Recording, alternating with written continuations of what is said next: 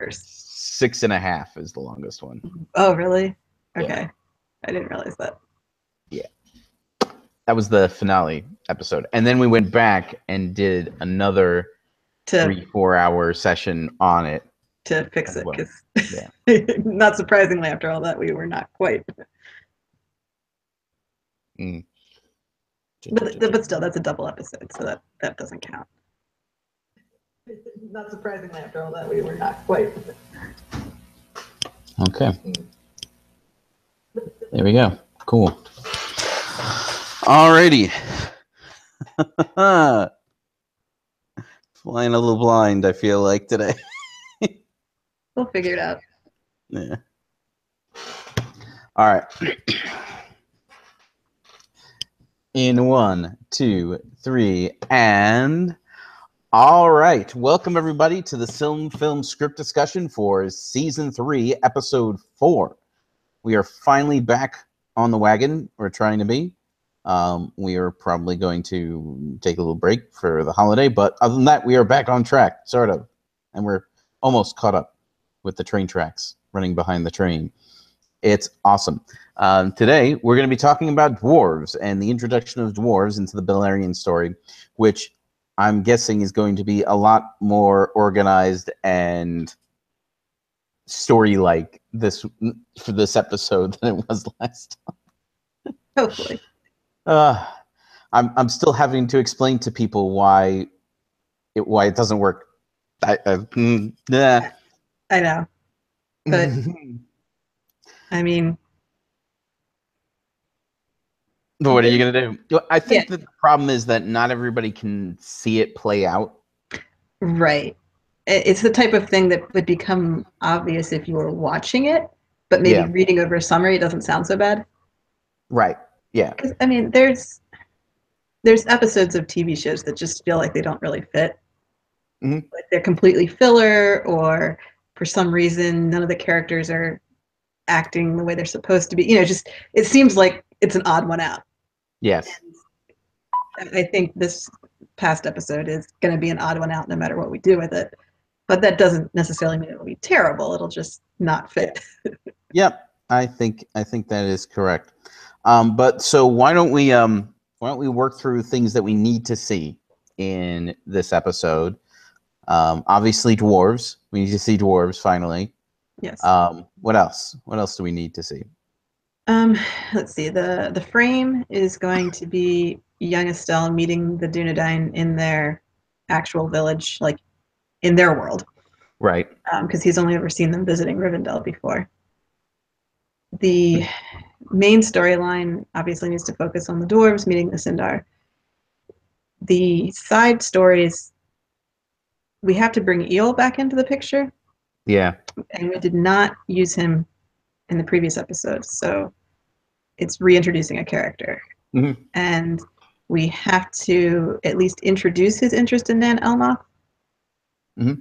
Probably not resolve that, though, so it's kind of like introducing a conflict that's just going to be left hanging for a while.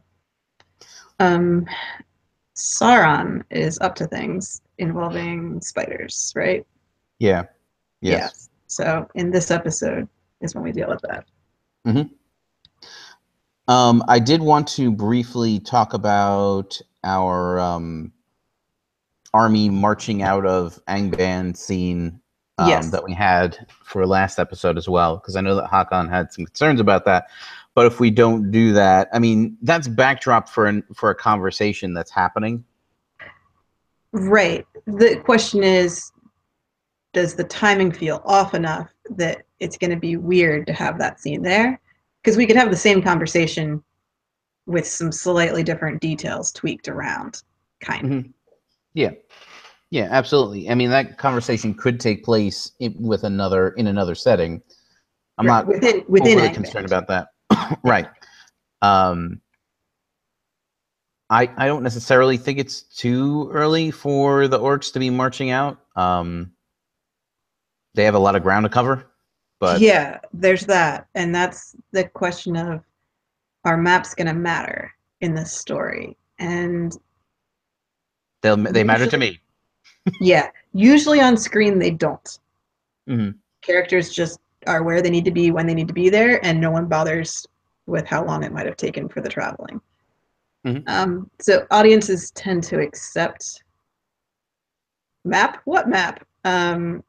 Just because of the way of the visual format of storytelling. Yeah, like for example, in your new show that you like watching in Supernatural, they never seem to be more than a couple of hours away from the Yes. from wherever their hideout is. Yeah, their hideout's in Kansas, which is centrally located. Like, it's actually in the geographic center of the United States. That's where their hideout is built. So it makes sense, but at the same time, it takes a long time to drive across the country. So you would have some cases that should be several days away. Yes, And yes. I only think of one episode or two. Like, there's a couple of episodes where they've made that an issue. One was Baby, the one where the whole episode is filmed from the car. Yeah. So it was a unique, weird, out of place episode. And in that one, they spend 2 different nights on the road getting to where they're going to. Yeah. Well, see, like I've driven from Texas to New York nonstop, essentially. Oh, except for that's very unpleasant. Yes, it was very unpleasant. By the end of it, I went from drinking sodas to drinking energy drinks to drinking energy shots to just downing caffeine pills by the time I was in New Jersey, just to keep myself awake enough to not kill us. Right. Yeah. 34 hours was how long that took. So I can't imagine driving from Kansas to, say, Maine without having some breaks in between. Now, of course, that doesn't mean that doesn't happen. It just kind of looks like it doesn't happen on the show. Right. They talk about where they're going to go, and then the next scene is them pulling into the place where they're supposed to be. Right. So, there would have been a 2-day road trip in there. So them showing up back there. Yeah. So there's usually a lot of skipping over of traveling details, even though it's a show about traveling. Yes. Yeah. So I don't want that to be a thing that's taking place here. Right. Now, granted, we're talking about, for the most part, still beings that came, a month's trip is not a big deal to them. So I'm not. Well, I think the issue is not necessarily with how long it takes the orcs to march down from Angband, but how long does it take the Sindar to outfit an army? Yeah. To go from not really having weapons and armor to having weapons and armor is going to take some passage of time. And granted, the dwarves are there, so we can trade with the dwarves rather than develop that skill from scratch. Right. But there's still a little bit of, we want time passing in these couple episodes, at least a little bit. Yeah. Well, I mean, also, they can't just buy things from the dwarves. The dwarves don't already have pre-made stuff in elvish sizes. Exactly. So even if they commissioned it, it still takes time to make it. It was more the idea of, at least the dwarves know how to make the stuff. Yes. It's not like, gee, I wonder how to make this. Let's start with metalworking 101. So that's fair, but where would we want that army to be marching out then? And if it's not in this episode that happens, what is Sauron doing out? Yeah. Why is he out there? What episode do we have him actually assaulting the Havens? When was that planned for? I have no idea. I'd have to go check. I am currently checking. Okay. But while I'm doing that, I realized that last time we had a lot of dead air while we were looking things up.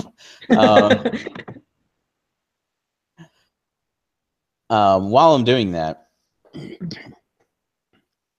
if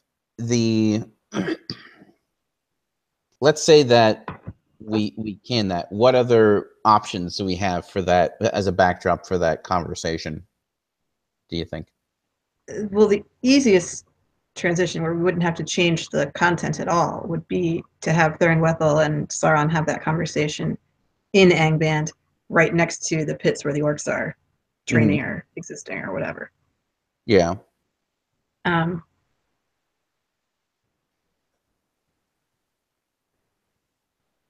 Trying to find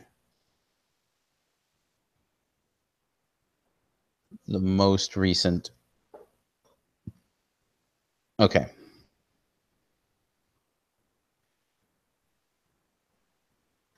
We have the first encounters.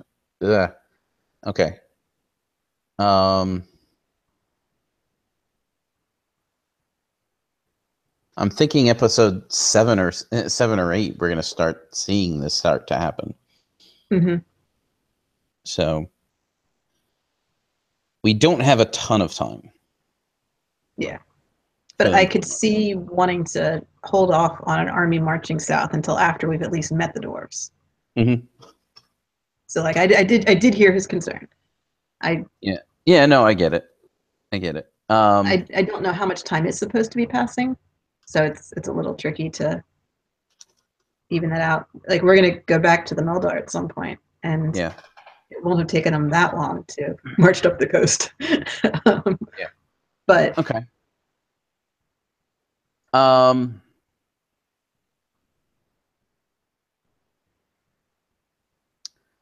These have changed since then. Okay. So all right. So let's start talking about this episode. In our main story, what would we say is our who would we say is our main protagonist in the main story? I think we want it to be from the Sindar point of view, not the Mm-hmm. Dorvish point of view. Yeah. I mean, because you could technically have one of the dwarves be our protagonist, but I don't think we want that. So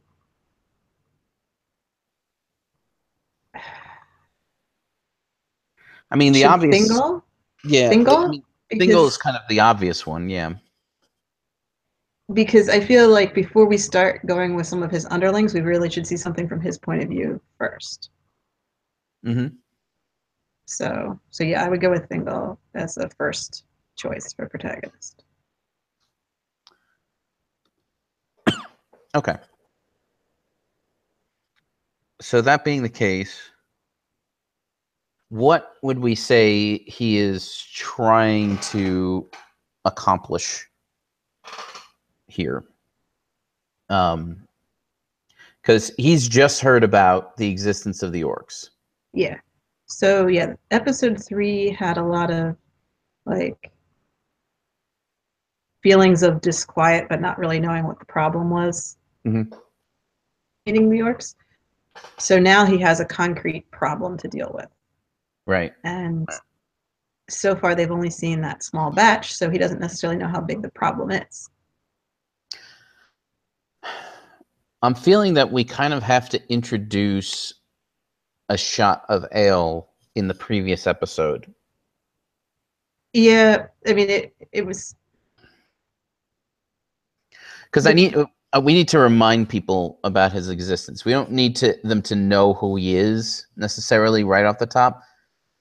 Right. I mean, part of the issue with last episode is it had too much stuff in it. So cutting out Ale was let's just introduce the core Sindar that we need rather than introducing side characters like Ale, who's not really part of that. I have an idea on how to do it very quickly. Okay. Without actually, like, instead of doing this thing where we actually like introduce him in context and we give his name and all that, what if part of the tag, we get, because the host had described him going down into a cave, like a dark cave, to meet with somebody, but we don't see who it is that he's meeting with. So you would like that scene in episode 3, right? If we have that scene in episode 3, it sets this thing up so that viewers are now curious as to what that was all about. Right. And we can this way we can start in a scene with Thingol and Aol in this episode. We could. with the whole Nan Elmoth thing. Yeah. Okay. Because it is true if we try to make him look suspicious right off the bat and then immediately have him meet with Thingol, it's a little bit like hokey, I guess. So having Right. the suspicious scene be in the last episode allows this to start out where we can actually introduce him. Like he Right. has an actual introduction here. Right. We could even have a voice saying "Ale, my friend," saying something, and if that voice is like gravelly and whatnot and dwarvish, it will sound ominous. If it's not, if we can do it in a way that sounds ominous. Sure. No. I understand completely how that works, and obviously, for tags, it's good to set up a mystery a little bit of like, oh, what's going on here? That looks suspicious. Let's see in the next episode. So people who are binge watching keep binge watching. Right, and we can name him also that way without having to go through a whole big song and dance. Yeah, and that's probably a good intro for his character. I mean, I realize we've already introduced him in season 2, but that was long enough ago that he needs to be reintroduced. Yeah, and I feel like that sense of mystery is probably a good note to have the very first sight of ALB. and that scene has to be lit by like firelight, like forge light too, because A, ominous, and B, that's the same lighting that we saw him in last, was firelight. Right, because there was like a bonfire at the Great Debate, and then he stormed Yeah. off into the night. Yeah. Yes. Okay. All right. I'm fine with that. I think we can probably get away with sneaking that small of a scene into the other episode without it. Well, still having it fit. Yeah. The host did not seem to be going for the idea of putting the Feanor Fingolfin scene in episode 5, so that probably also needs to be reinserted into episode 3. We could just put it in episode 5 and see what they do about it. But they sounded like the why go back to Valinor was. I think they didn't really get what the point was. So I know. Like I said, we could still do it and see if they veto it for real. But so it's episode 3 is going to stay busy, I think. But anyway, episode 4, I think we do want to start with something a little bit more positive for AL in this one, as long as we've started out with the ominous scene in the previous episode. Yeah. And it also makes it kind of look like Aol is plotting against him, which is good. So, I'm not entirely certain if we have gone through 20 minutes or not, because I didn't set my timer, but I think we may have. So I am going to throw in a break here real quick. If you're watching this live, definitely hang in there. We'll be back in a second. If you're watching this on YouTube in the future, someday when I have a machine that I can edit all this stuff with, definitely like and share the videos if you like and want to share them. If you haven't yet, feel free to subscribe so that you can get notifications when these things actually happen, which would be cool. We'll be back in a second.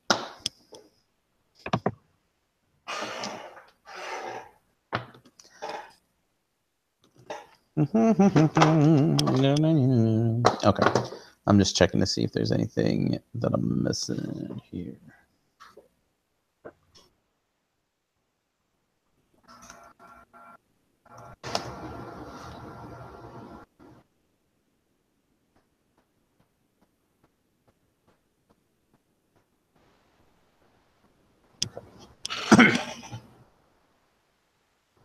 Check here.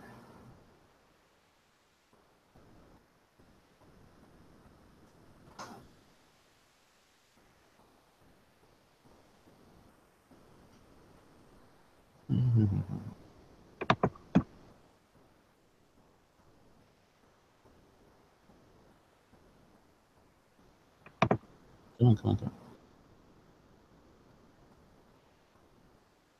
All right.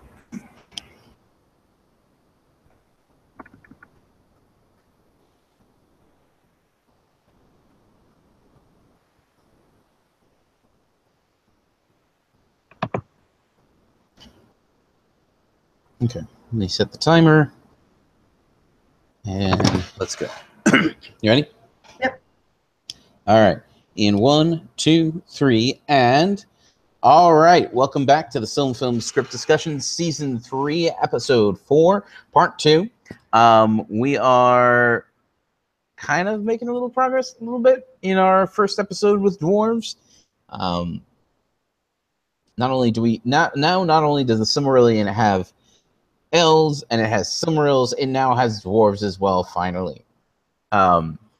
So, all right. If we open up in the tag with a scene of Estelle, Eladan, and Elra here going into a Dunedain village, is that the plan? Yes. We don't really need to explain that because we kind of talked about that in the last episode. The whole reason they were trying to get rid of the Orc Scouts was to protect some nearby settlement. So now they're going to go visit the settlement. Right, since they're there anyway. Right. Do we have a moment like before we go in there where one of them is like, "Are we sure this is a good idea?" And Estelle's like, "No, it's totally a good idea." Like, do we want one of those or? I feel like we just did that with whether or not to let him tag along with tracking the orcs. So we probably don't want to overdo that. That's fair. Okay. But at the same time, the whole point of his story this season is kind of giving him agency that he didn't have before, because he was a little kid and now he's going to be less of a little kid. Now he's a big kid. Yeah, pretty much. So he should be trying to call the shots. Right. So it is in character for him to make a point of, no, we're going to do it this way. I just don't see any reason why they would be opposed to going into the village. Yeah, that makes sense. So, okay. It's the type of thing where everyone should kind of be in agreement. There shouldn't be any conflict, so there's no story.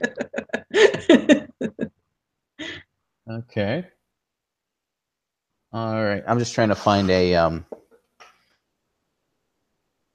We want to make sure that we don't push this too far. Right. Okay. So we have to introduce Halbarad. We have to introduce Hamilcar. Yes, we introduced them both in episode 1, but briefly enough that the audience isn't going to really know who they are or what their role is for the Dunedain. Mm-hmm. Yeah. So we have to get Estelle, Eladan, and Elra here into a conversation with Halbarad. Halbarad can. It's possible that Hamilcar and Estelle get sent out of the room together or something like that. Yeah.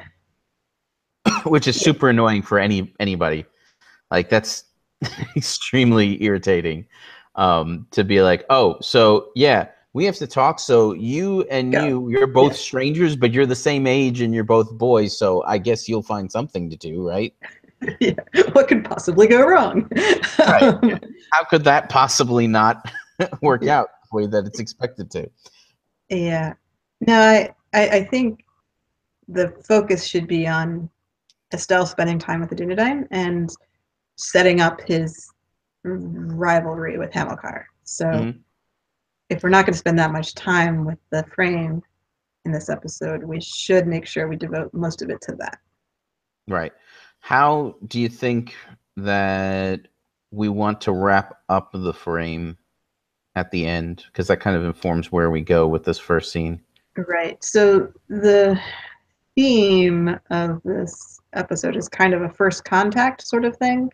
Right. Of groups that don't know each other meeting and kind of working through their uneasiness to learn to work together. Right. I mean, that's kind of what's going on with the elves and the dwarves here. So we probably want Estelle and Hamilcar to have some sort of truce by the end. Like, they still don't like each other, but like they have to resolve something. Right. Yeah. And how do we do that without going too far is another Yeah, issue. because obviously they have to have a rivalry that's going to continue throughout most of the season. So Now, there was some question. Some people were bringing up the fact, the ideas of how much do the Dunedain know mhm. about who Estelle is. Right. The short answer is that Halbarad knows exactly who he is. Right. Absolutely. Yeah, there's no Absolutely. doubts or questions there. Mhm. Hamilcar does not know. Yes, That was that is also a correct. point because the reveal to him was going to happen right before his like tragic death. Yes. Yes. Thus, like he has to have a reason to resent Estelle's treatment by his father. Hmm.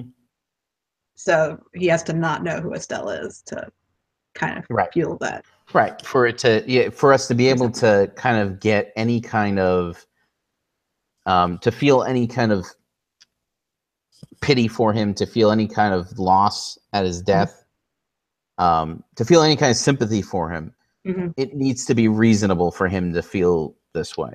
Exactly. There's something he doesn't know, which explains how other people are acting, and he resents it because he doesn't know. Right. Is Yeah. the dynamic.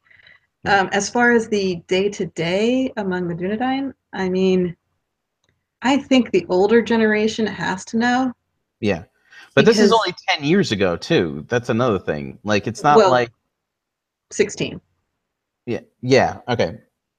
Yeah. So, however long Because, it's been, it has not been a long time.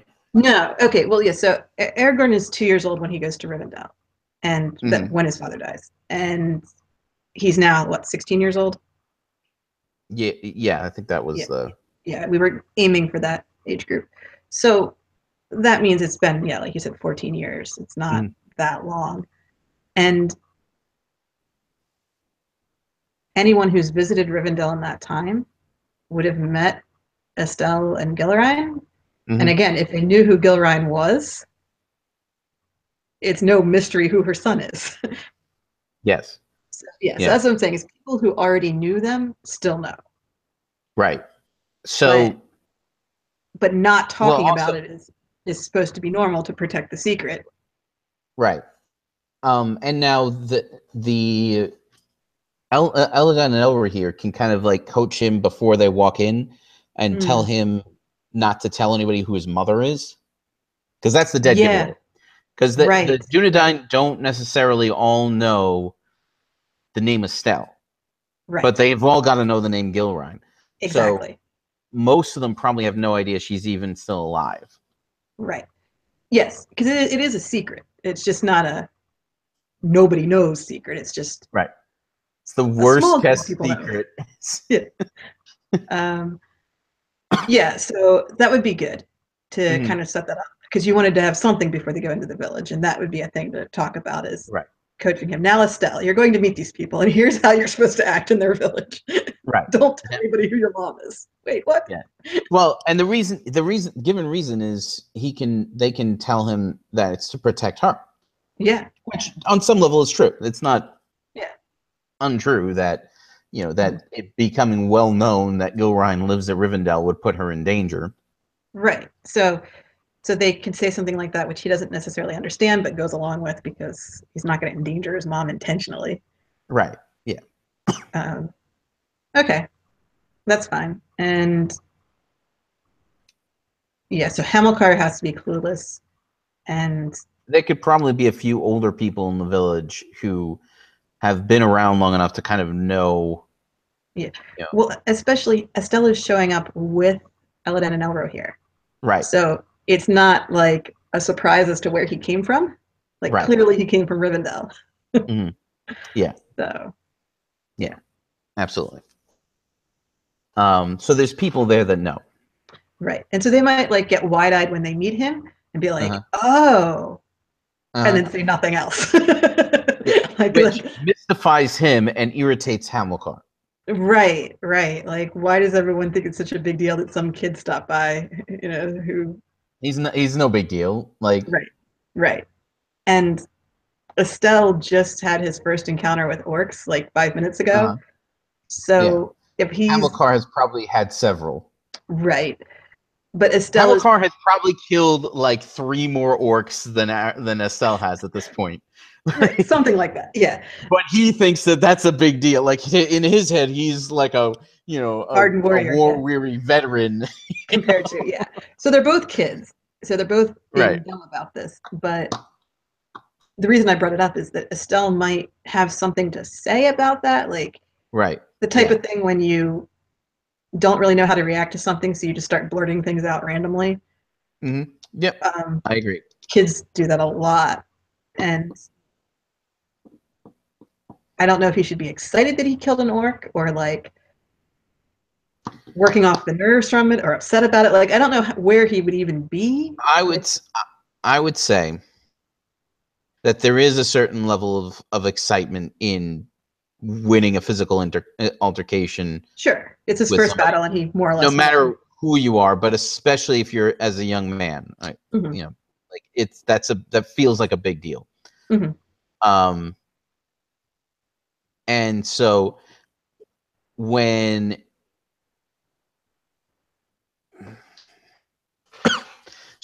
he might even, I don't know that he would necessarily brag about it.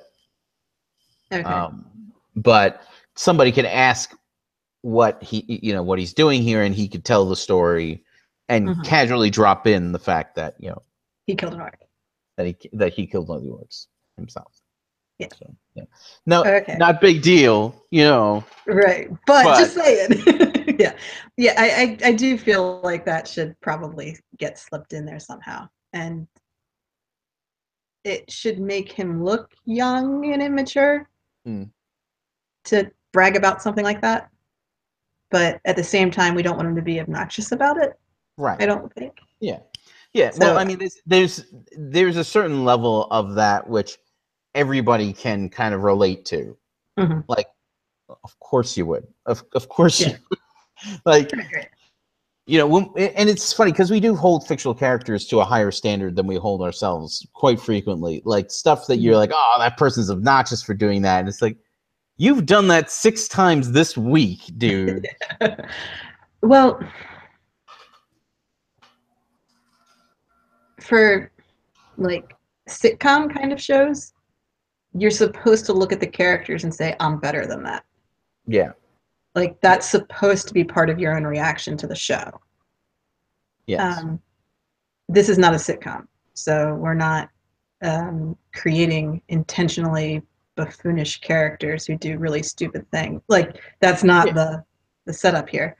But I do think that there will be a comedic element to that. Like I think that's okay. It doesn't. I'm not saying to go over the top with it. No, and I'm that's saying things. to Comedy's mute it. fine. Right. But I'm yeah, but saying when you said about holding to a higher standard, it's like, yeah, the way we're writing the show, we're expecting our characters to behave well. Yes. Yes. Absolutely. Absolutely. Okay. So the question that I have then is, how, if at all, do we resolve this at the end? Like, if we go back into the frame for the tag, how do we resolve this without it being too resolved? Right. So is there something that Hamilcar could show off to Estelle to kind of like make up for Estelle's bragging here? Like, could Hamilcar have something or know how to do something or have some skill where he can? I mean, they I don't know, could friendly archery contest. I don't know, like something. I'm more archery is better than like a spar, because I feel like a sparring match would wind up devolving into a fist fight way too quickly. Yeah, let's not do that with these two guys yet.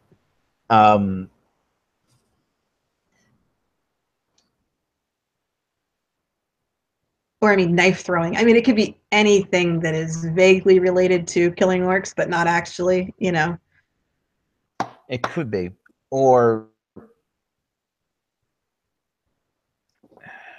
could Hamilcar? I mean, because we haven't talked about Hamilcar's mother at all. Could he have lost his mother? Oh, but then poor Halbrod's going to be left all by himself. Oh man. I mean, does Hamilcar have like a little sister or a brother or something? Can we leave that help her out with Of somebody? course, yeah, that's fine. I don't have a problem with that. I'm just saying. Yeah. No, dead mothers is definitely a theme in Tolkien's work. I mean, there's no reason to think his mother is alive. Hmm. Um, The reason that I bring it up is because it's a way to kind of yeah. like first thing, it kind of gives us a reason why he's a bit of a jerk. Like, Mhm. um, and it also can come from a place of look, you don't know what somebody's been through. Like, you don't know when Yeah. you're making first contact with somebody, when you meet for someone for the first time, you don't know Right. who they are and why they are that way. So Um, there's new things to find out and some assumptions that are made that turn out to be baseless and all that. I mean, that's fairly normal.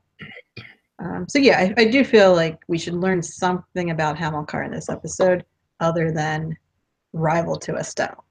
mm, Like he should have some character trait or do something on his own that's not just a foil for Estelle for later. right. Yeah, I agree. So, Um, so a little bit of family background might be helpful, or just learning what his role is among his people. mhm. Like, what is his job in life? If he's supposed to be about 20 years old, he's a young man. He could have adult responsibilities ish. Yeah, yeah. Um, okay.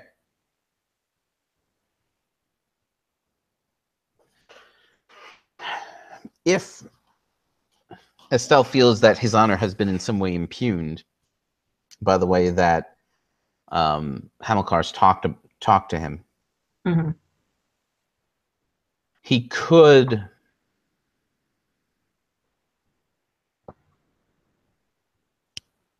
in some way try to demand satisfaction, and Hamilcar is not, seems like he's unwilling to fulfill that, but it turns out that it's because he has things that he has to do. Okay. Which would give the audience a little bit more respect for the guy, Mm-hmm. Yeah. and would be the kind of misunderstanding you would expect from a we just met each other and we don't know anything about how the other person lives. Mm-hmm. So yeah, I could see that working. Like if Estelle were to try to challenge him to an archery contest or something like that, and Hamilcar is like, I don't have time to play games with you. Like, Mm-hmm. this is real life. Right. But what does he have to do as a young man living in this kind of semi-nomadic existence? What does he have to do that can't wait a couple of hours? Is the Yeah, problem. I mean, there's that. Um, all right, I'm trying to think. I can't remember what movie it was, but it was. I remember a scene from something where I think it was three young boys, maybe teenager-ish age, and they were. It was either in Alaska or the West. I can't remember what year this was supposed to take place, but whatever. They were doing an archery contest thing, which is why I just remembered the scene. But uh, it's two of the boys are doing that, and they kind of like challenge the third one to join them or whatever. Like, oh, and they when he shoots the target, he misses the target, and they kind of make fun of him for that until he runs up and gets his arrow, which he had shot a rabbit that was running behind the target. And his point was like, I don't waste time on shooting at targets. I shoot at real things. Yeah. So it was I'm experienced and I know how this stuff works. You guys are playing games. Like that was the whole point of that scene. Right. Yeah. So we could totally steal that, um, or make our own. But I'm trying to think of what else there could be that could be done that way. Um,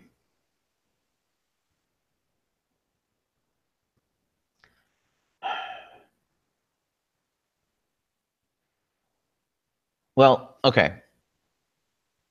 If he has lost his mother, okay. and he has younger siblings, a lot of the responsibility for that falls on him. Right. Okay. So yeah, he's helping run a household. Right. Especially if he has a younger sibling who's ill. Okay. Yeah. It's just I'm trying to think of something that I have to go now. The audience is going to accept that you couldn't do this later. Right. So yeah, taking care of someone who's sick though, or feeding a child, like that's the kind of thing where of course you have to go do that right away. Right. Yeah. Yeah. And it also makes his claim of I don't have time to play games with you legitimate. Right. Yeah. Maybe he didn't have to say it quite that way, but there really was something more important for him to be doing. Right. Okay. All right. So let's go with that for now. And if someone thinks of something better, that we can alter it later. But I think that works. Okay. All right. So let's go back to our main story. And if we open up with Thingol coming with Ael coming before Thingol, do we think that is the sword called Anglakal at this point? Yeah. Okay. Do we think that it shouldn't be made yet? Yeah, that was my thinking as well. That I was going to ask if we thought that had been made yet. I would say no. Okay, so then, what is it that he's there to talk to him about? Do you think? Okay, so he wants Nan Elmoth, and Thingol's going to tell him no at this point. Yes. So like, Ael's mini plot for season 3 is going to be how Ael obtained Nan Elmoth.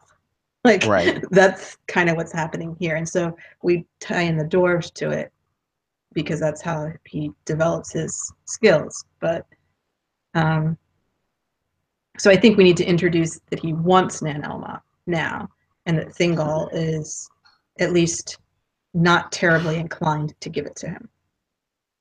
He's disinclined to acquiesce to his request. Exactly. Yeah. Okay.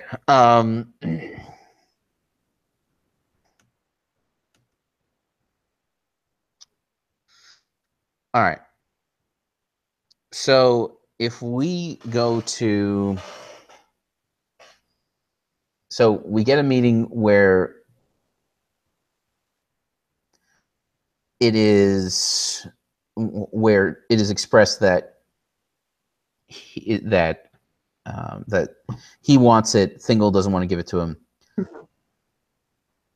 Maybe he says he'll think about it, and Melian advises him against it. Because she's got to feel like a creepy vibe off of this dude. Right.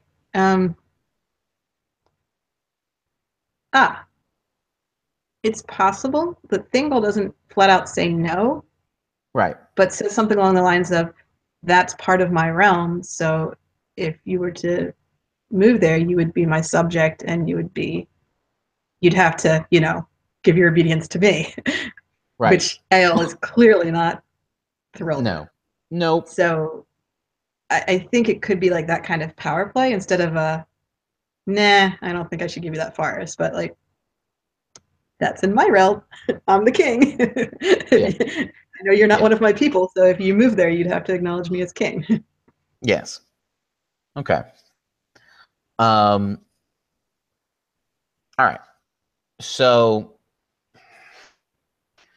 what do we see as the main conflict of this episode? The dwarf stuff. Yeah, I get that. But like, is it just like, is there some kind of misunderstanding that takes place here? Well,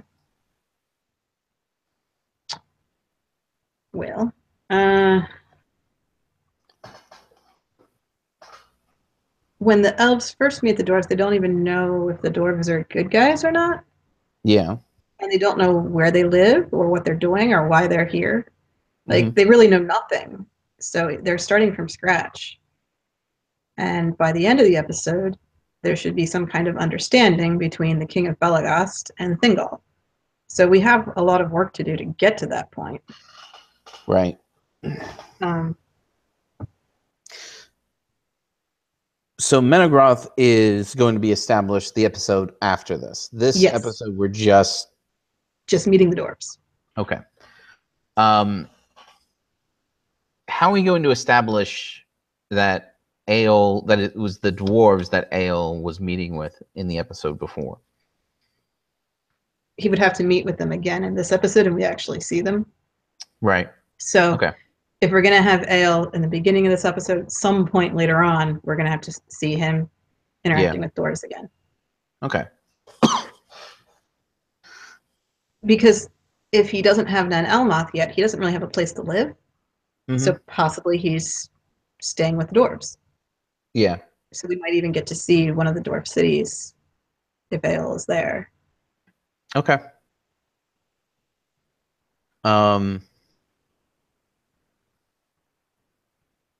Although it's also possible that if we want the dwarves to stay somewhat mysterious, that we wouldn't want to show off one of the cities yet. It's the type of thing of we're introducing them, so we want to see who they are, but we don't want to give everything away because dwarves are secretive. So I kind of feel like we should show one of their cities, though, just because, like, how else do you tell the audience that dwarves live in the mountains? Well, I think that we're going to be spending more time than a lot of people think with the dwarves in seasons 4 and 5. Yes, but the question is, what do we show up front about them? Right. Okay, why don't we take a break?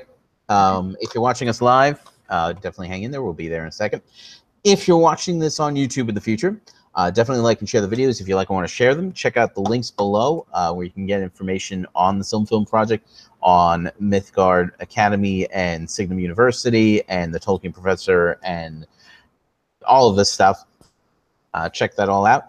And definitely subscribe so you can get this delightful content delivered right to your phone, tablet, or computer every time it comes out. It's awesome. Anyway, we'll be back in a minute.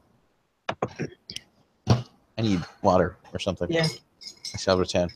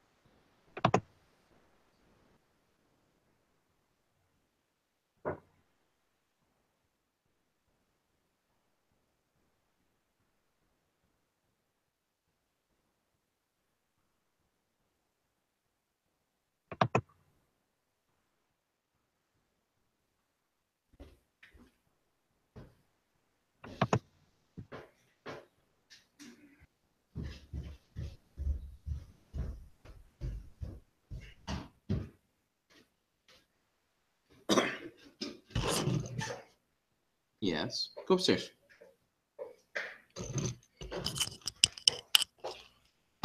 Go on. The dog followed me down. Go on. Go upstairs. She's now hanging out on the stairs, out of sight from me. Oh, she went. She was like, I'm totally not here. Oh, boy. All right. Starting in 1, 2, 3, and... All right. Welcome back to the Film Script Discussion, Season 3, Episode 4, Part 3. By the way, I neglected to mention this thus far, but apparently... apparently, the registration for Mythmoot 5 is open. Yes, that's true. Uh-huh. And early bird registration has begun. I think it comes in at $3.99 for the whole weekend, something in that nature. That does not include a hotel, but it does include all your meals while the conference is going, which is awesome. I just gotta say. Anyway, I'm going to put a link in the description somewhere, so check that out. Amongst the other links that you'll find there. Anyway, so back to work. Okay. So I'm really kind of confused as to what we're going to try to do with the dwarves, as far as an initial misunderstanding that gets resolved without anybody getting killed. Right. It's important that nobody gets killed. Right. Because it's kind of hard to believe this alliance if somebody gets killed right off of the bat. Right. So we have to kind of work through what the concerns are and then how those concerns get resolved. So the first concern is just these are short, ugly people. I don't know what they're doing here. We're afraid of them. They're probably evil. Like, that first impression isn't going to be very good. Yeah. So they are unlovely, to say the least. From an elvish point of view, yes. Yeah. And therefore, there has to be something pretty quick that convinces the elves that these people aren't evil and that they are actually sentient beings. Yeah. So I think it's important that the dwarves know how to speak the same language as the Sindar. Mm-hmm. Yeah. And that's going to be a clue that this is going to work. So the plan was to have Mablung make first contact with the yes, with the dwarves? Right, to contrast with the leg from the orcs. Right. So Mablung is with the dwarves. So how does that go, do we think? And how does that take place? Are they just wandering around in the woods when he finds them? Yeah. Like, how do we think that that's gonna... Yeah. There's probably not a road at this point in the story. It's a little early for dwarf roads. Yeah. They could be building a road.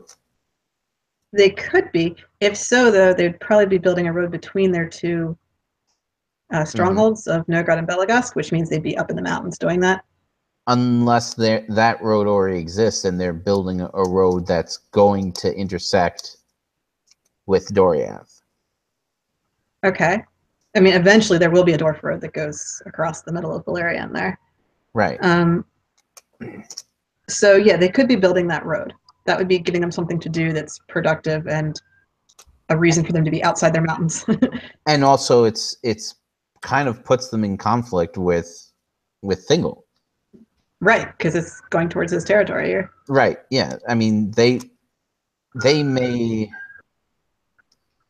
not.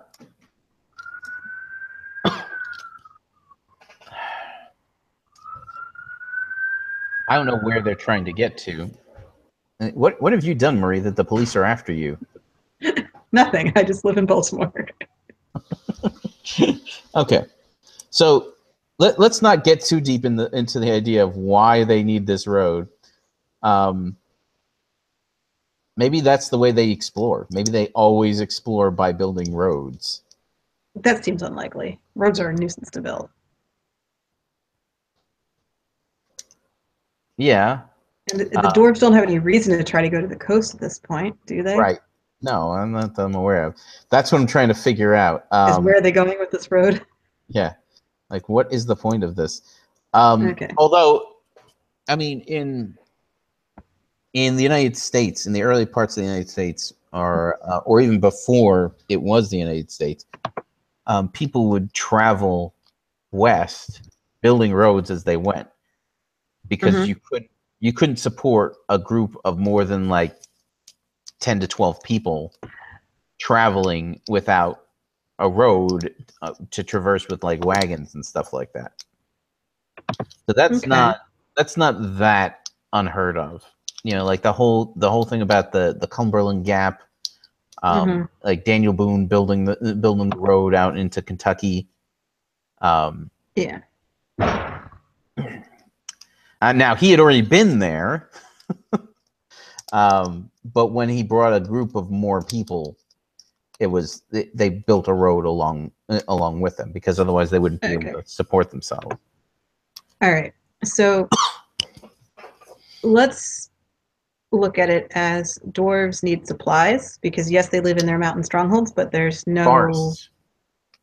food or forests in those mountain strongholds, so they need to go elsewhere. So the dwarf road could just be a way for them to, because it's along a river, so it's an easy, like, flat place to build a road, probably. Right. So it could just be a way for them to easily move supplies from Assyrian into their home. Yeah. Yeah. That would be a reason to build a road, which means Mablung would have to get all the way over to Assyrian to meet them. But that's, I mean, why not, right?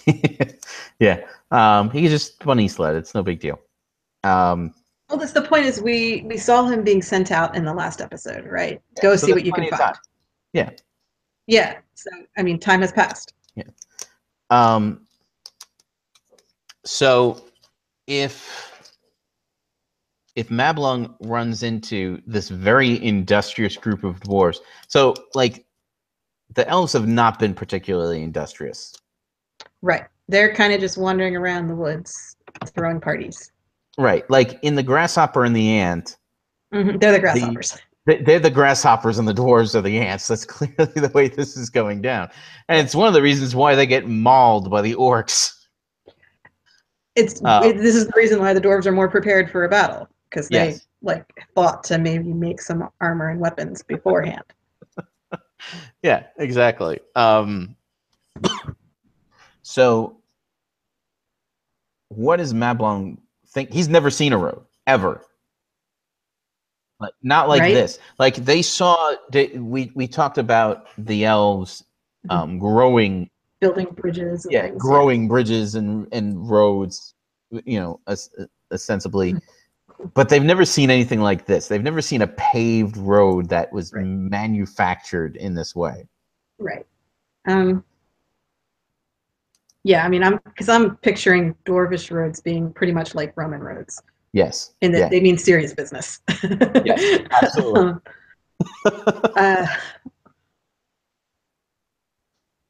Yeah, so it should be kind of a... And he's also never personally seen the orcs that Beleg saw. Right.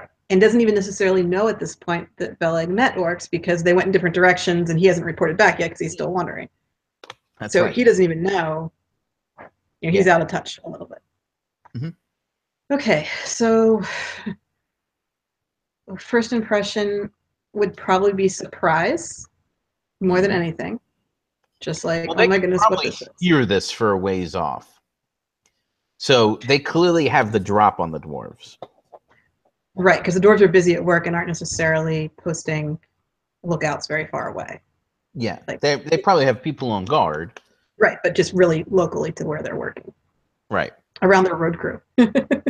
Yes. They have flagger force out there.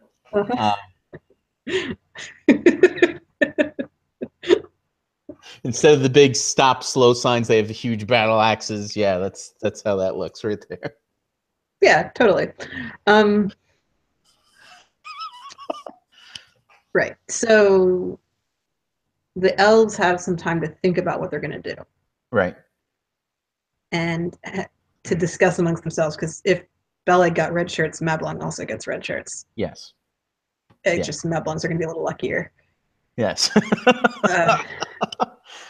So they have to kind of discuss amongst themselves what they think they've found. Right. And there should be some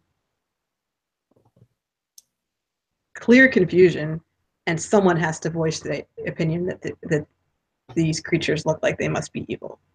Yeah. Like, that should happen. Yeah. And someone else should probably point out, like, well, but they're clearly intelligent, because look at what they're doing. Like, I have no idea why they're building this road, but that's impressive. I've never seen that before. Like, right. And also, there's a fair amount of them that are armed. Is another thing. Okay. Which they've never seen. Right. And for the dwarves, it makes sense because they're pretty far from their home, so they want to be protected when they're out. So even though they don't necessarily know there's local elves here, because there aren't, these elves are from far away, they would just want to be prepared for anything.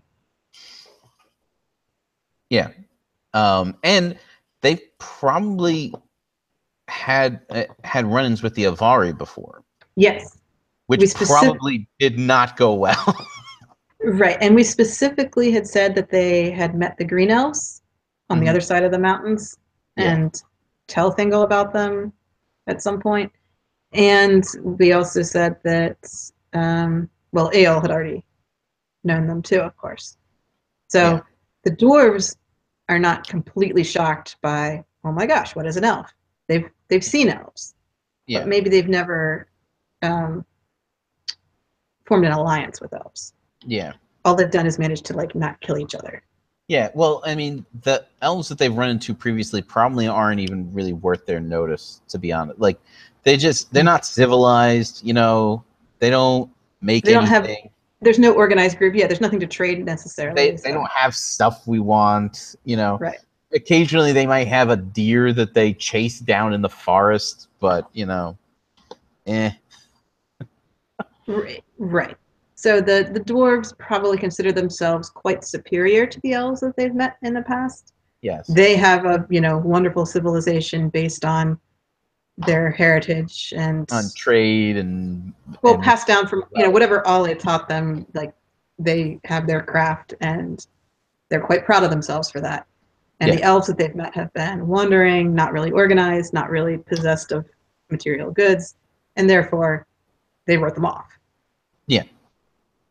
So. It's really interesting that, because not a lot of people think about the perspective of the dwarves in this situation. Because from the dwarven perspective, the elves are savages. Savages in the woods, not, and we think about things as being so, of that being so opposite of, it's like the 12th century Arab world versus the 12th century Western European world. Yeah. Same concept. Yeah. Okay. So all right. So I take it the decision is made to approach them. Yes, otherwise the story doesn't go anywhere. Yeah. But cautiously. Yeah. I mean, and Mabung's people aren't defenseless. I mean, they have weapons with them. Yeah. I wouldn't give them good odds in this particular case, to be honest, unless they significantly outnumber the dwarves. But they're not just like walking up to them being like, "Hi, how are you?" They're coming in, cautiously with weapons ready, kind of thing. Yeah. So here's the thing: like, Mablung clearly isn't authorized to grant permission to continue building this road. No. So he's got to get them back to Thingol if this is going to continue.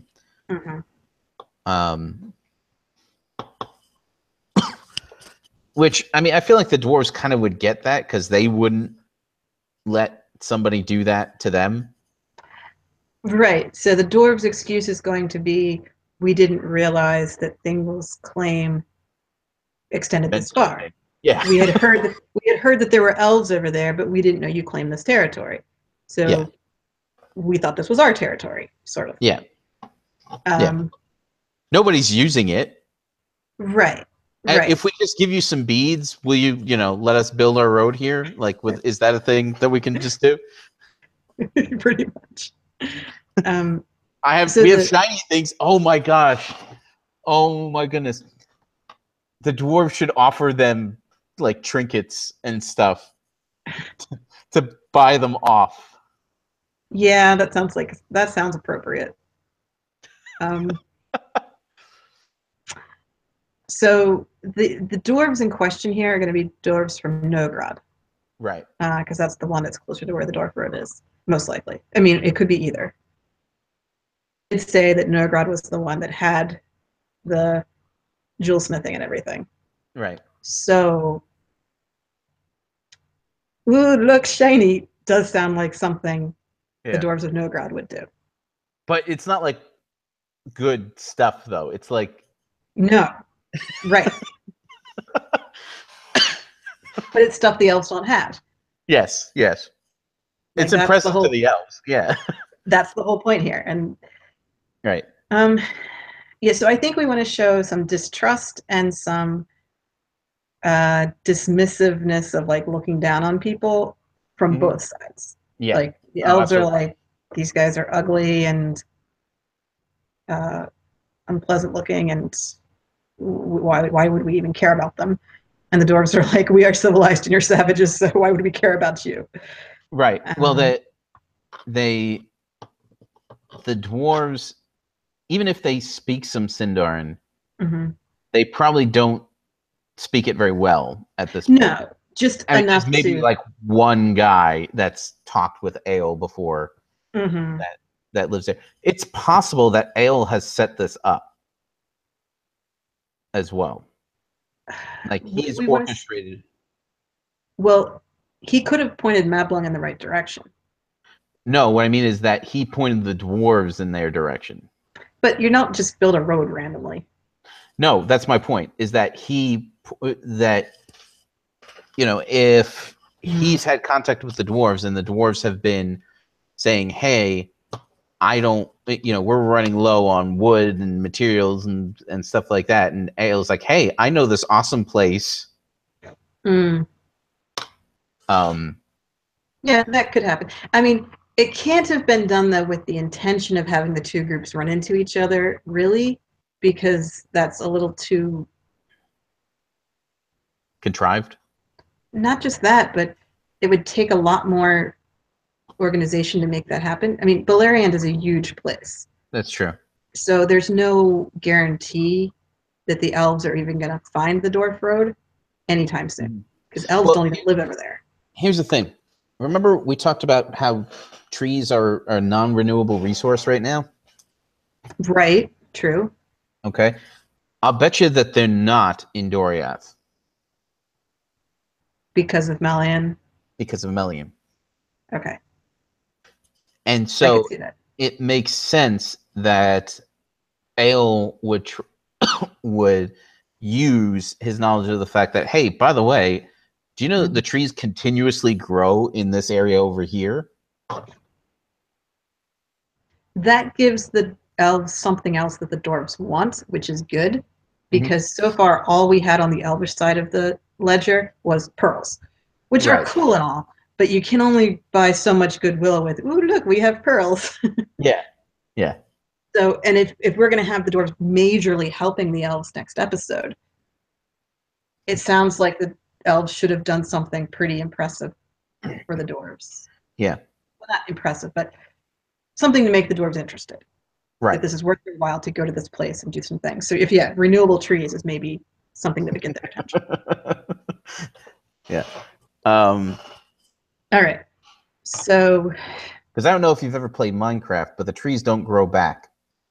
oh, okay. Yeah. I do not play Minecraft. So And you have to, if you can either plant more trees yourself or continuously expand your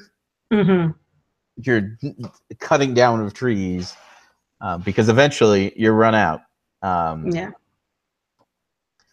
Yeah, that's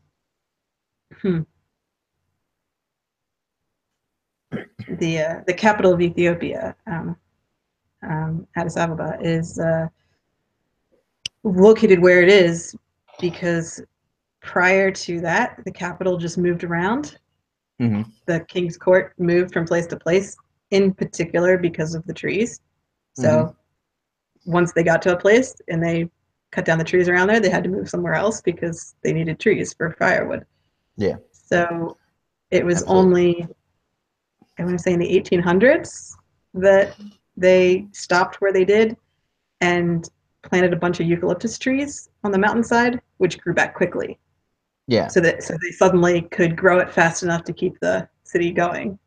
Yeah. And so that's why there's a city there now. Whereas before it was just a bunch of spread out moving around. It wasn't really a capital city.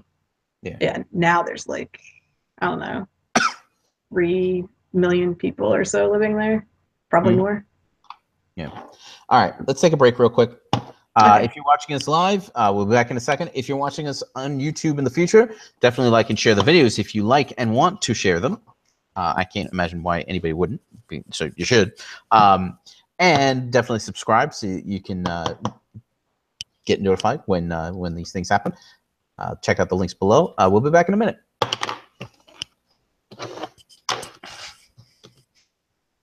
All right. Who knew that one comment from Monica at Mythmoot would have given the elves something to give to the dwarves? You know, but it's important to have both sides make mistakes and both sides think more highly of themselves than they should, and like there needs to be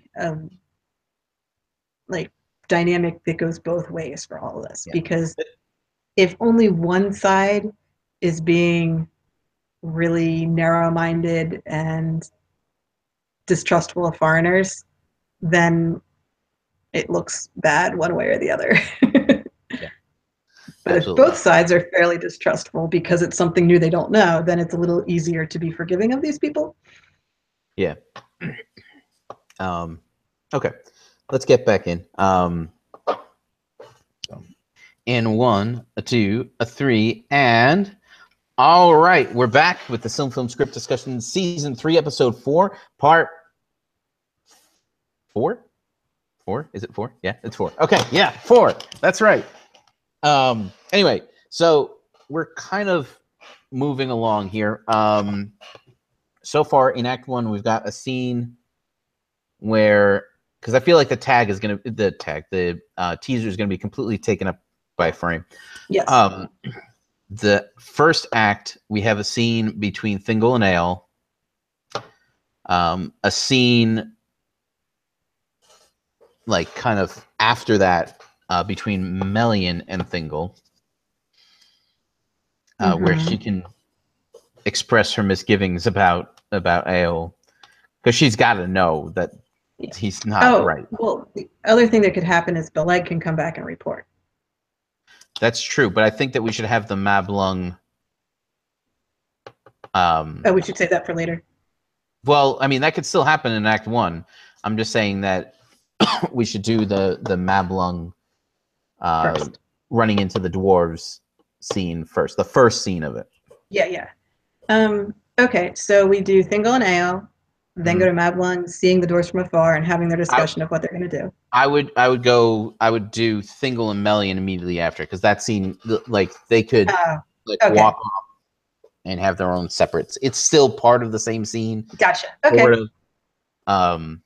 Okay.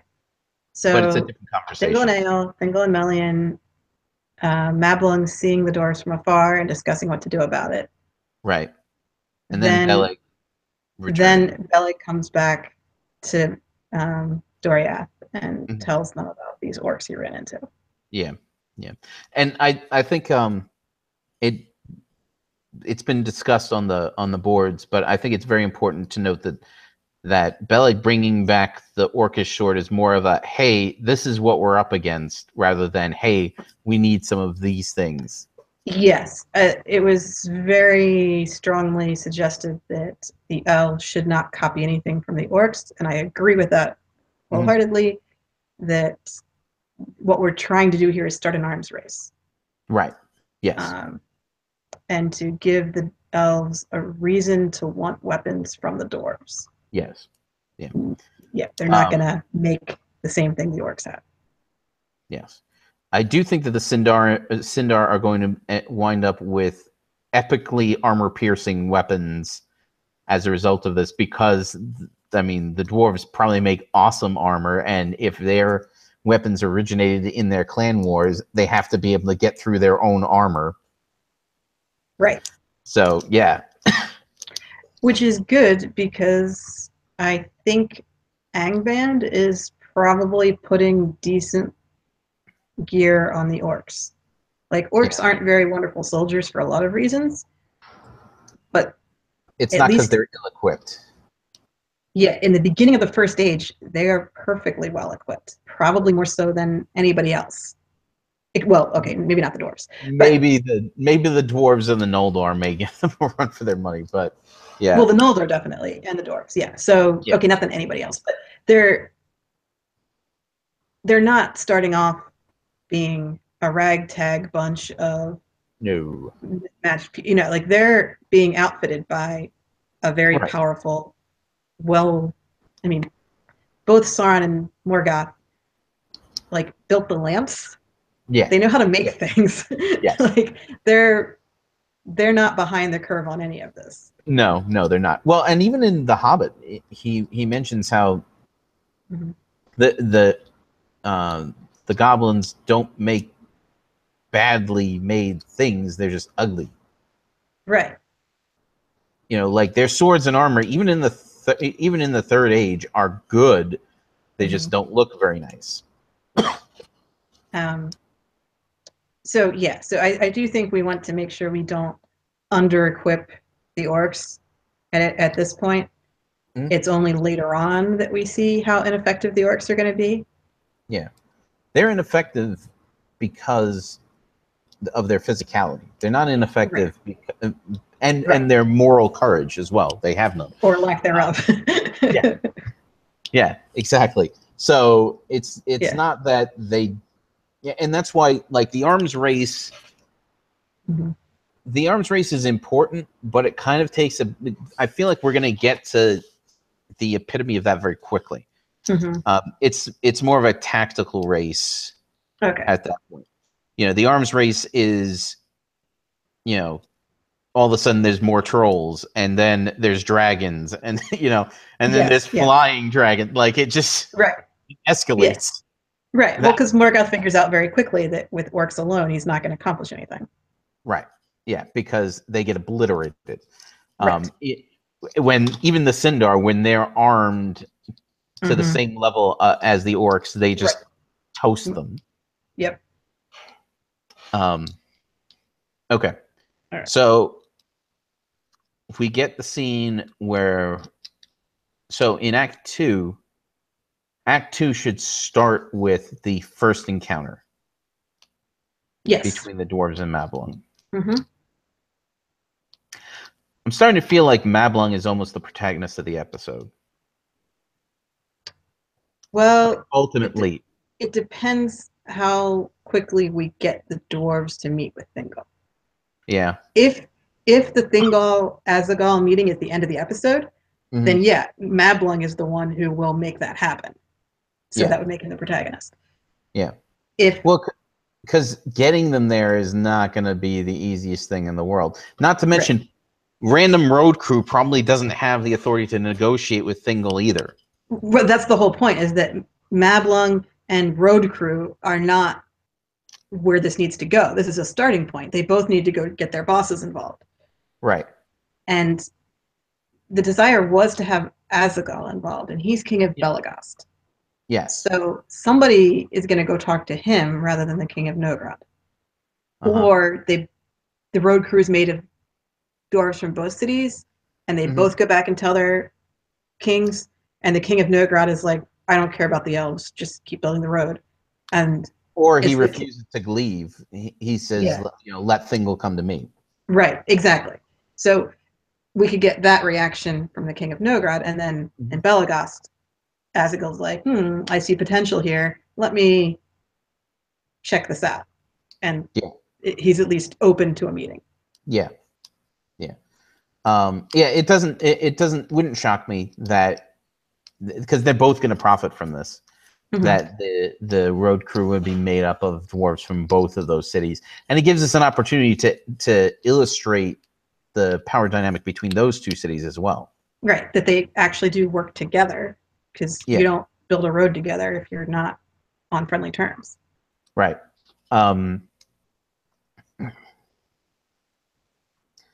Do they have different jobs on the road crew? Yeah, probably. You could. let's see. I'm trying to think what's involved in building a road. Obviously, you have to move some earth around. If You need you're surveyors. You need right, and then you need flagger force. Let's not forget them. yeah, but also you're making big stone blocks to build this road. I assume Right. if we're doing the whole Roman road thing. So you need some stone cutters and a quarry nearby and all that. You either need a quarry nearby or you need teamsters coming, like a constant right, flow of teamsters bringing in the from. stones. Yeah, Right. right. But somehow you have stone cutting being involved, which is a very dwarvish trait to introduce early on. So I'm fine with that.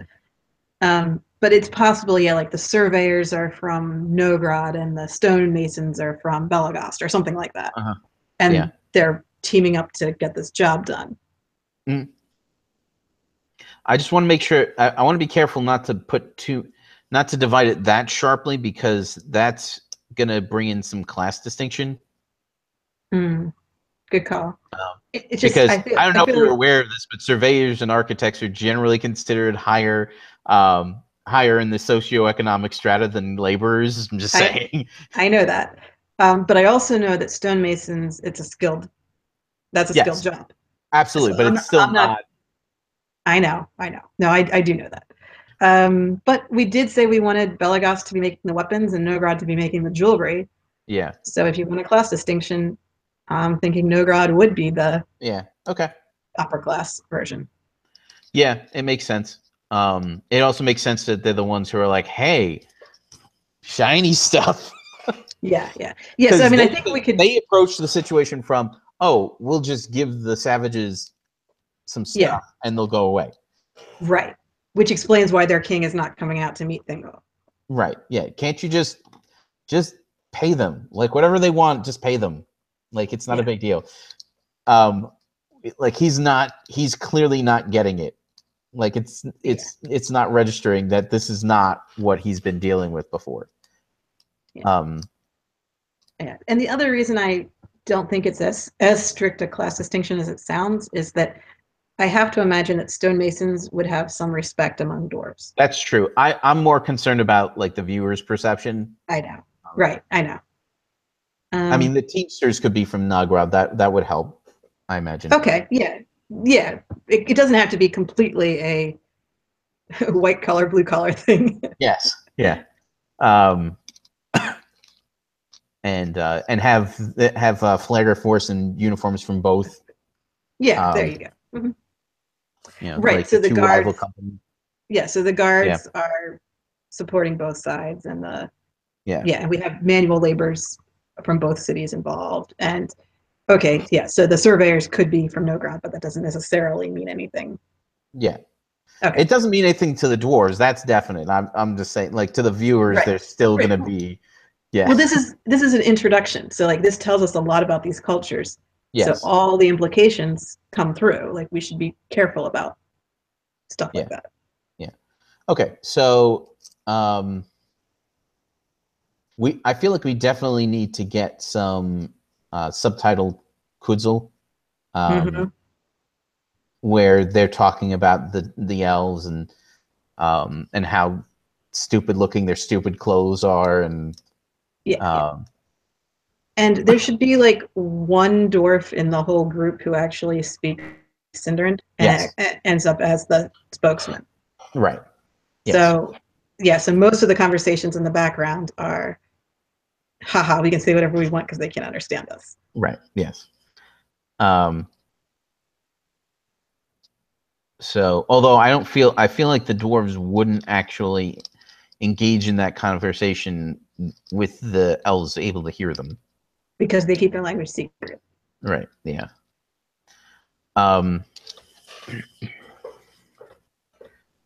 Okay. So we have the scene of the initial encounter, where one of the dwarves tries to buy them off, and Mablung, after overcoming his surprise that one of the dwarves speaks even broken Cinder, and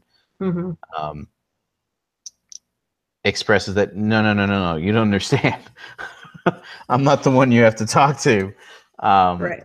You have entered the realm of my king. You need to to come meet with him, Mhm. and see what he wants. Mhm. And then the dwarves. And that's why it's important. That's why it's important to have had the Ale scene at the very beginning of this. Mhm. So we see Thingol being territorial and being a king, saying, "I own all this land." Right.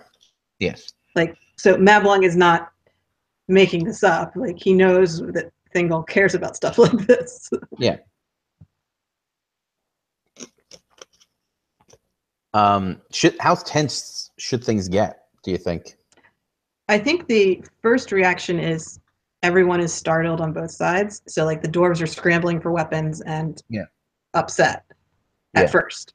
Mm. But I don't think anyone should make an aggressive move. Like, they're all just like waiting to see what's going to happen. Yeah. And Mablung probably calls out to them Uh-huh. some kind of greeting. Yeah. And then the one dwarf who speaks his language responds back, and that calms everyone down a lot. Yes. Yeah. Um,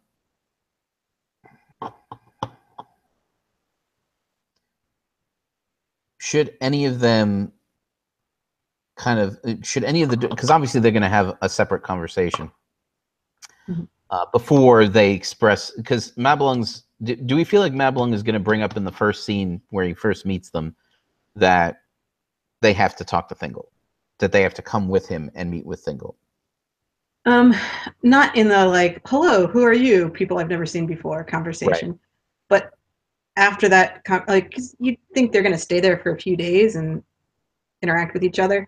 So somewhere in that time, Mablung is going to have a conversation with the one dwarf he can talk to and explain, look, I don't actually represent all the elves.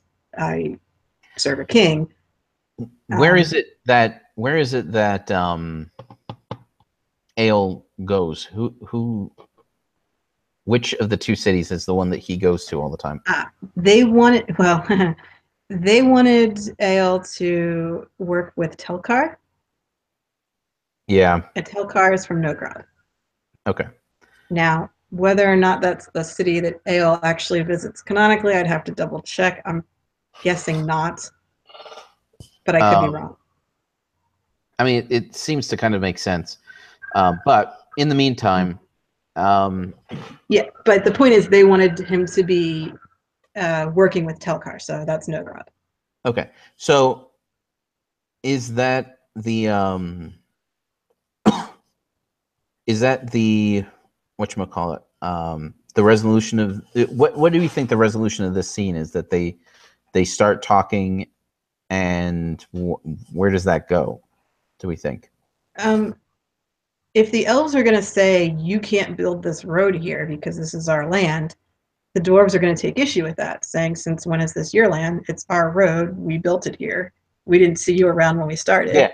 Yeah. And where are your buildings? Show. Yeah, where's your, what do you mean you claim this territory? I see no evidence that you've claimed this land at all. There's nothing built. Well, I mean, that was literally one of the big issues that that caused conflict between the Native Americans and the Europeans, was the fact that when the Europeans would pay off the Native Americans for use of the land, the Native Americans would be like, ha ha ha ha, they just gave us all this stuff for land. They don't know anything. It's a different concept of what is valuable. Yeah. Or ownership even. Yeah, because you don't, not all cultures have a concept of owning land. Yeah. So yeah, I think we should see a difference in opinion on how you claim a territory, and this is a territorial dispute essentially. But so there should be some anger associated with those rival claims, and that's when Mablung would have to bring up that, hey, I can't give you permission to do this myself because I don't have that authority. So, who in your group has authority to speak for your kingdom? And it's like, oh, none of us, not the road crew. So like they kind of both would figure out, we don't actually have the authority to resolve a territory dispute. So we need to set up a meeting between the bigwigs to get this sorted out. Right. Yeah. Okay. So that you're thinking happens in a separate conversation. What I'm trying to figure out is, what do we think the resolution of the initial confrontation is? If he doesn't bring up, no, you need to talk to Thingol. Mm-hmm. Then what do they say to each other? Right. I have discovered that Aol would visit the mansions of both Nogrod and Belagost. So okay, good. Yeah. Well, I think we can just go with first contact conversation topics. Okay. Like, who are you? Where do you live? Where are you from? What is this all about? Kind of stuff. Okay. Okay. Before they get into the territory dispute and the kingdom issue. So maybe they get past the what in God's name are you? And maybe one of the dwarves offers them the fabled hospitality of the dwarves. Yeah. Yes, so they could agree to like sit down and share a drink or something. Right. Yeah. Which would be, see, we're all friends here. That would be a resolution, I think, to that. So yeah, so the first scene should just be first contact stuff, not politics. Yes. And it could be people sizing each other up, trying to figure out what just happened here. Right. Like, so there can be some of that. It's like they can still be tense or uneasy, but they've at least agreed to sit down and be friendly. Okay. All right. So that takes care of our first scene in Act 2. Let's take a break real quick. We'll be back in a second. If you're watching this live, if you're watching this on YouTube in the future, definitely like and share the videos. If you like and want to share them, if you haven't yet, feel free to subscribe. Check out the links below for more info. We'll be back in a minute. Yeah, it says here. And he learned much. I'm sorry. Yeah, and as their friendship grew, he would at times go and dwell as a guest in the deep mansions of Novgorod or Belagost. There he learned much of metalworking, came to great skill therein, and he devised a metal as hard as the steel of the dwarves, but so malleable that he can make it thin and supple. Malthorn, yeah. I feel like hang on a second. I feel like... Oh, I'm not going to be able to... hang on. There you go. Do it this way.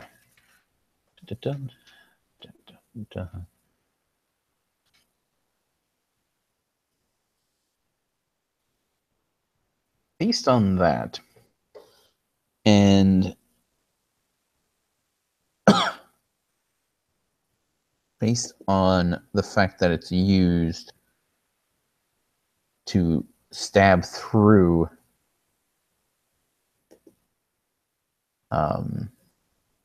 Glaurung.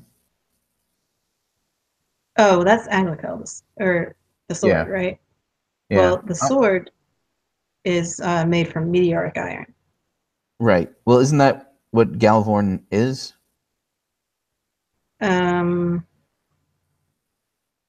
Maybe. Well, because Galvorn, Galvorn starts out as something that he makes armor out of. Right, I know. But then it's described as the sword being of a similar material. Like they're both described as black. They are. Yeah, I just remember the sword in particular is made from meteoric iron, which would explain why it's so strong. Yeah. Yes. But as far as armor, I don't know. Yeah. Go ahead and I put up a link there to an image. Okay.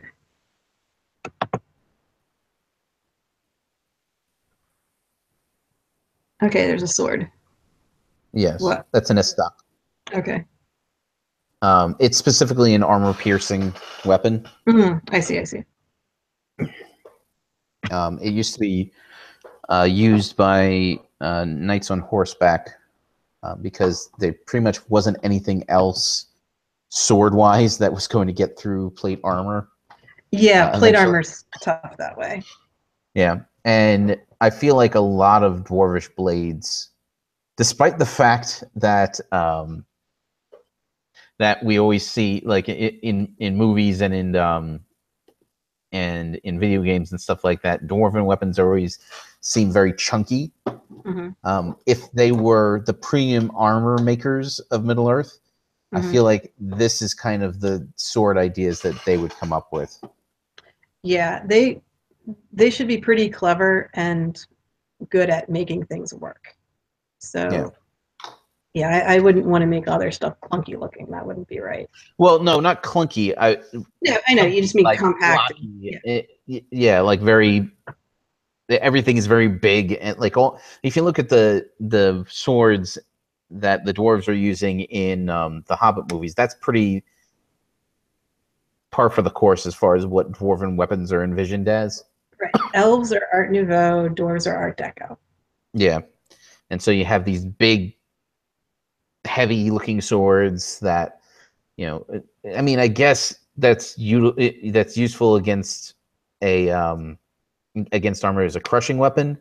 But typically, you wouldn't make a big blade for that as a sword because you would break it. Right. That's why they usually have the axes. But the idea is that dwarves are supposed to be pretty strong for their size. Yes. So they can handle a heavier weapon than another soldier could. Yeah. Anyway, just a thought. All right, let me go back. Okay. Let's do this. Let's do the thing we're here to do. Reset the timer. In 1, a 2, a 3, and all right. Welcome back to the Film Script Discussion, Season 3, Episode 4, Part 5. We are moving right along. We are in Act 2. It's amazing. So, go on. Okay, so if our first scene in Act 2 is Mablung's initial meeting with the dwarves, I feel like we should probably go from there to cover some of the Angband stuff. Yep, that's a good idea. That's a good move. So there's two main things that need to be happening with the Angband storyline at this point. One is that Thuringwethel should find the spiders. Yeah. Because she hadn't found them yet in the last episode, right? Right, that's correct. Okay, so she needs to do that in this episode. I think that we had Sauron failing to find them himself. Last time. Yes, so and maybe he has her continuing to look. Right, and the host decided that the spiders are not where they're going to end up. They're somewhere else right now. Yeah, which is fine. That's all right. Yeah, well, just as to where she's going to find them. So it's a little further to the east, but still just as far north as Angband. So yeah, we have to show her searching that area and meeting spiders. We also now need to figure out what the orc armies are doing at this time. Yeah. Well, if they haven't left Angband yet, they might want to do that. Well, I mean, are they doing it now? Like, is it going to be like, okay, can we do this now? Is it time yet? Well, I feel like, okay, next episode 5, they need to attack things. Okay. Because we need to show Bulldog running his army. Like, that's part of the plot of episode 5. Right. So his army has to march out sometime in this episode. It doesn't have to be at the beginning, but. Right. Okay. All right. Do we actually show Thuringwethel finding the spiders, or does she return saying that she found them? Right, because the idea is if we reveal the spiders when she meets them, it's not as big a deal when Sauron meets them. Right. Yeah. So it might make sense just to have her come back with news because she does report things all the time. Yeah. The reason for, well, if we held off on the orcs leaving, then Sauron would still be in Angband, like training the orcs, or I don't know what he's doing. He's hanging out there waiting for news. I don't know what he's doing, but he's still there. So once she comes and brings him news, he can be like, now I have something I can act on. Let's go. Bulldog, take your army and go south. I'm gonna go grab these spiders and let's get a move on here. So like Yeah. that could be the impetus for the army to leave, would be her news. Right. It doesn't really work because the orc army can march without knowing where the spiders are. Like, Yeah. Yeah. it doesn't really fit. Maybe Sauron himself feels like the orcs aren't going to be enough. Yeah. He might be foresight enough to figure out that it's not going to. Yeah, Sauron is totally not impressed with the orcs. Well, for one thing, they're not his. He came up with, you know, whatever, Drow, and Morgoth was like, nope, you're getting orcs. So yeah, Sauron's not terribly impressed with this army that he's got, and right. he wants to supplement it. So he's going to get the spiders, and he already has his werewolves. Right. So yeah. Yeah. I think the way that I have this imagined is that I'm thinking that he's expecting to like sweep down south and up and around and support Bulldog with the werewolf contingent as well, but gets called back after the first encounters with Feanor. Right. When he's going to get called back early from the Southern Campaign, so like right. that's definitely going to happen. Right. So he could not meet up with Bulldog again. That makes sense. Yeah. Which was what he was expecting to do, which kind of throws his campaign out of whack. Like as soon as he gets pulled back, his campaign falls apart because, which is a thing. Like that's something that happened. Like when he's destroyed or whatever, when the ring is destroyed, his entire army just melts. There's a reason for that, though. Yes, yeah, but it's still kind of setting up the fact that orcs kind of need that kind of attention. They do, but Third Age Sauron directly mind controls his army. Like, he has no trouble dominating wills and taking over. Right. First Age Sauron, especially in our adaptation, is nowhere near that fallen yet. So he has certainly played around with dominating the wills of his captive elves. Like he was brainwashing them, playing mind games with them, I don't know, sucking out their souls possibly. Not really sure what he did with that. I mean, so he was doing things to them that sound like it would counteract. They sound bad. They sound bad. It sounds like it would counteract their free will. So their ability to decide what to do, he was kind of overriding that. But I don't think we want to go so far as to make him be as involved with his armies now as he will be later. Yeah, no, like, I that's agree. Something I feel I agree. Right now, it's his own leadership and charisma that's doing that, though. His own strategy. Okay. So, I'm relatively certain you haven't read the Timothy Zahn novels of the Star Wars novels. Yes, have you read them? Oh my gosh, that's great. Okay, good. Common frame of reference, perfect. So, Thrawn is a super genius, right? He's a strategical, tactical super genius. Right. It was directly done. Yeah, he is Sauron and Sherlock Holmes together on crack, essentially.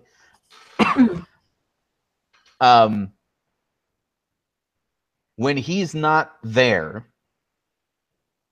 so Captain Pelion is his like subordinate. When Captain Pelion is left to his own devices, it never works. No. He's like, it's not even close. Yeah. As long as Thrawn is there and he's in control, everything goes perfectly. As soon as he takes off his hand off the wheel at any point, it falls apart. Yes. Right? So that's kind of what's happening here. Yes. Bulldog is not the mastermind of the plan. Right. He's just wrangling orcs and sending them in direction. Right. So Sauron has the plan for the whole group. Yeah. So when Bulldog finally makes contact with the Green Elves, he's slaughtering them in droves. It's ridiculous. And as soon as an armed force with even the basics of military organization comes in from a different direction, he's completely unable to handle that situation. I mean, this is a relatively simple tactical situation. He can't even nothing. Right. Because his focus was all, yes, right in front of him. And then during his less than organized retreat, he fails to put outriggers out far enough to even pick up the dwarves that bushwhack them. Like it's a mess.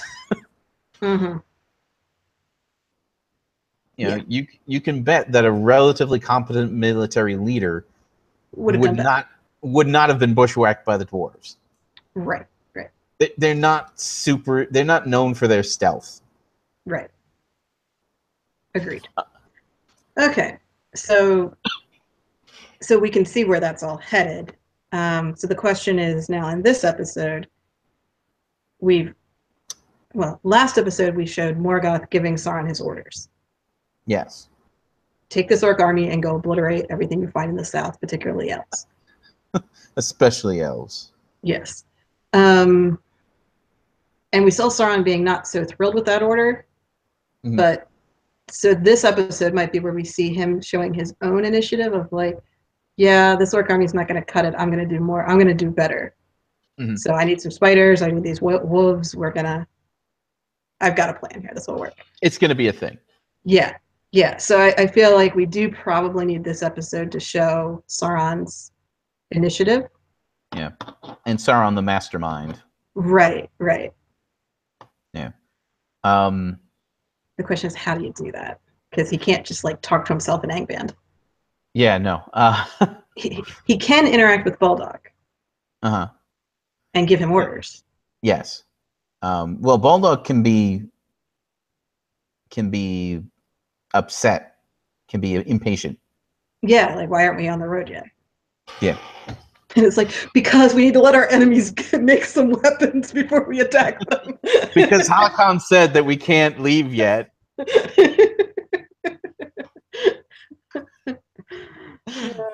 Because plot. Come on, Bulldog. Right. But they're not ready. And he knows they're not ready. If he goes down there, like, there's no way that because they don't. Like, we know that they're not ready because they're not going to make it.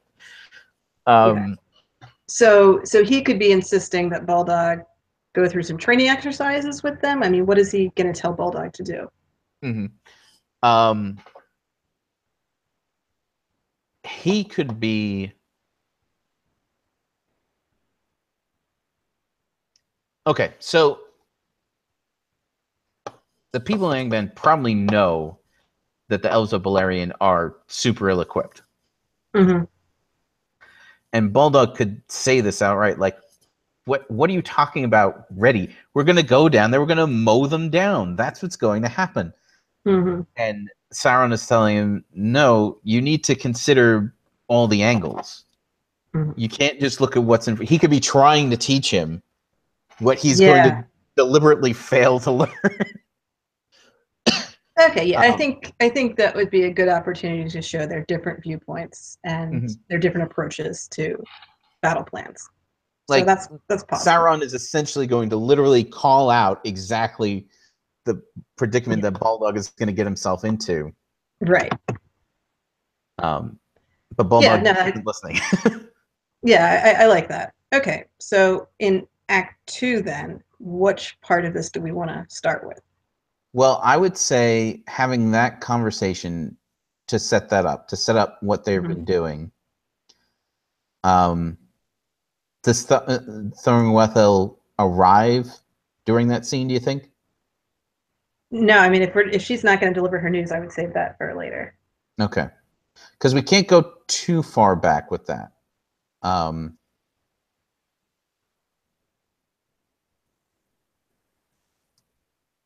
Well, I Oh, mean, wait, no. In Act 1, mhm, at the end of Act 1, we should have a scene where Wethel is flying mhm. over the area where she finds the spiders, and she doesn't Okay, see the spiders, but she lands. She sees something from above, and she lands, and there's spider webs everywhere. right. Yeah. Okay. And the from above, what's going to clue her into that's the right area is it would be dark, Yeah. like patches of darkness. Like Yeah. that's Yeah. yeah. All right, fine. So that's in Act 1. Right. Good.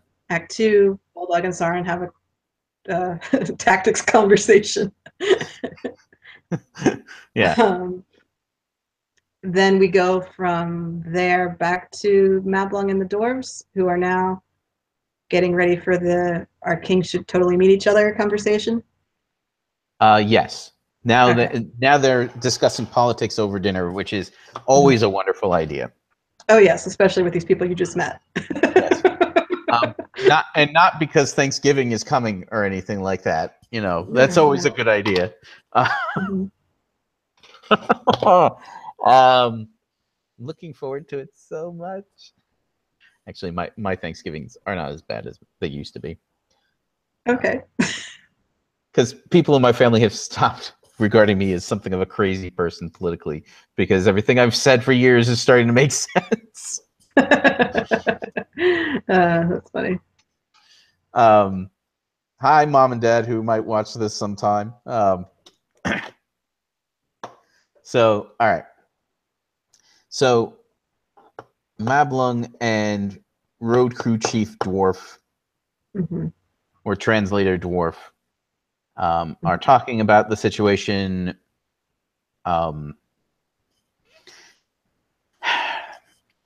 It's funny because there's not even like a common frame of reference for Mablung where he doesn't get that the Road Crew Chief has a schedule to keep. Right. Yeah, he has no idea what's going on here. He has no concept of this idea that the Road Crew Chief is like, yeah, but I have like Teamsters backed up, coming in, bringing me stone. It's the whole thing is gonna get bogged down because if I don't continue moving forward. Yeah. So it's difficult for him to convey that concept to Mablung, and it's difficult for Mablung to convey the idea that Thingol owns this land when the dwarves look around and see no evidence of any elvish Yeah. claim. Like there's So nothing here. There's no right, signs. There's right, like post a sign. If you don't want people building stuff here, you need to yeah, post a where's your sign. trespassing sign? Right? You didn't build a fence. Have you seen the comedy skit where it's like, but do you have a flag? Yes. It's like that. Nope. Well, haha. Yeah, Well, no exactly. flag, no country. Right. That's pretty much exactly what's happening here. Yeah, All right. this is a culture clash and a territory dispute and a different approach to life from both Yeah. sides. Yeah, So absolutely. it makes sense that it would be difficult to communicate even if you're using the same language. Right. Um, so this conversation is taking place in English, obviously, with the dwarf speaking broken accented English, which is Yeah, I know. Oh well. There was never a way around it. There was never one. There was never No, at one. Way I around it. I was fine with every time someone on screen should not be understanding somebody else on screen using Elvish or Dwarvish or whatever the languages are supposed to be. Yeah. And Well, then now, English when everyone understands. well, to my counterpoint to that would be that when the dwarves go back to their rulers, their prospective rulers, They should be speaking in English. I it's going to be weird if we do that in the same episode. If we Yep. do it later, I think it's going to be fine. You know, Well, maybe we don't show that scene then. Because remember, this is the elvish point of view. So the elves keep Right. meeting the dwarves, but they don't necessarily see the dwarves on their own. Yeah. And okay. So, but the dwarves should convey to them that there are two kings Mm-hmm. involved. It's Yes. not just Mm-hmm. one guy that they have to talk to, which complicates Right. matters. It does. Yeah. Does Mablung get that? I think so. Yes, because they can point out, see those doors over there. They belong to the kingdom of Nogrod, and me, I'm from Belagast, or whatever. I don't know which I feel like he would have to be the translator would have translator to be from Belagos in order for this to work. exactly. So if translator Dorf is like, well, my homeland is Belagast, and these guys over there, they're from Nogrod. We're from different clans, but we're working together on this road. I think Belag will.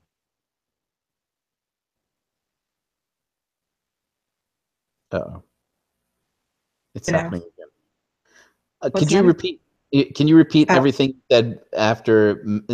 So Mablog would. okay. So Mablung would understand the concept of different clans because the elves are also divided.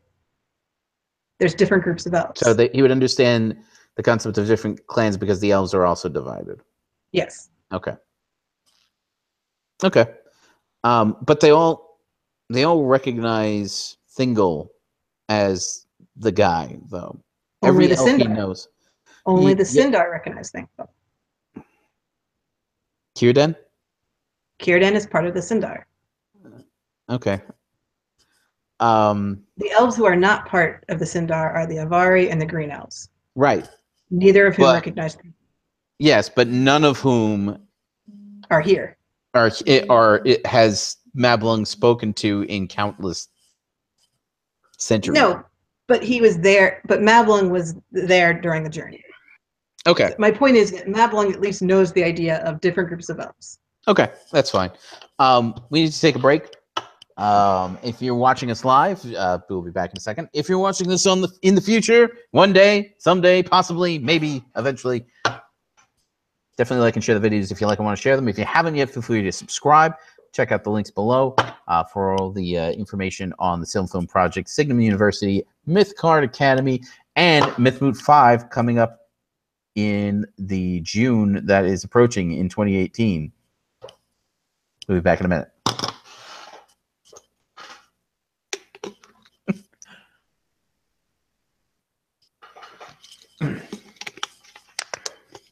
If you ever think that I don't know how ridiculous I sound when I do that, I know. I know you know. I'm gonna grab some water. All right. I'm going to eat some more of this delicious thing here.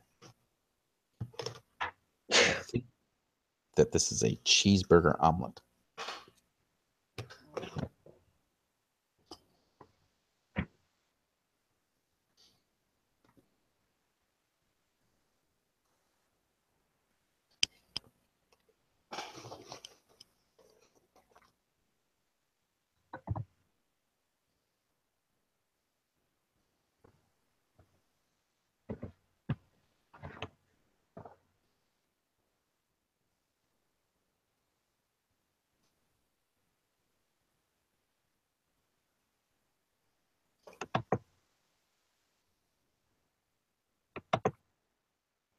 All right.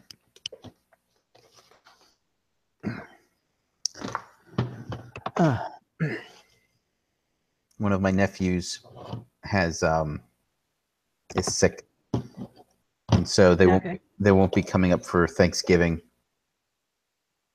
because they're afraid of him getting of the disease communicating to my newborn nephew. Yeah. So everybody's very sad. Not the least of which because there's a sick child. I was gonna say it's tough to be sick on the holidays. Yes. Well, I mean, he's never gonna remember it. He's how old is he now? He's like 6 months old. So, but still. that means that his mom and dad can't spend Thanksgiving with their family. So Right. Yeah. No, I understand. all right,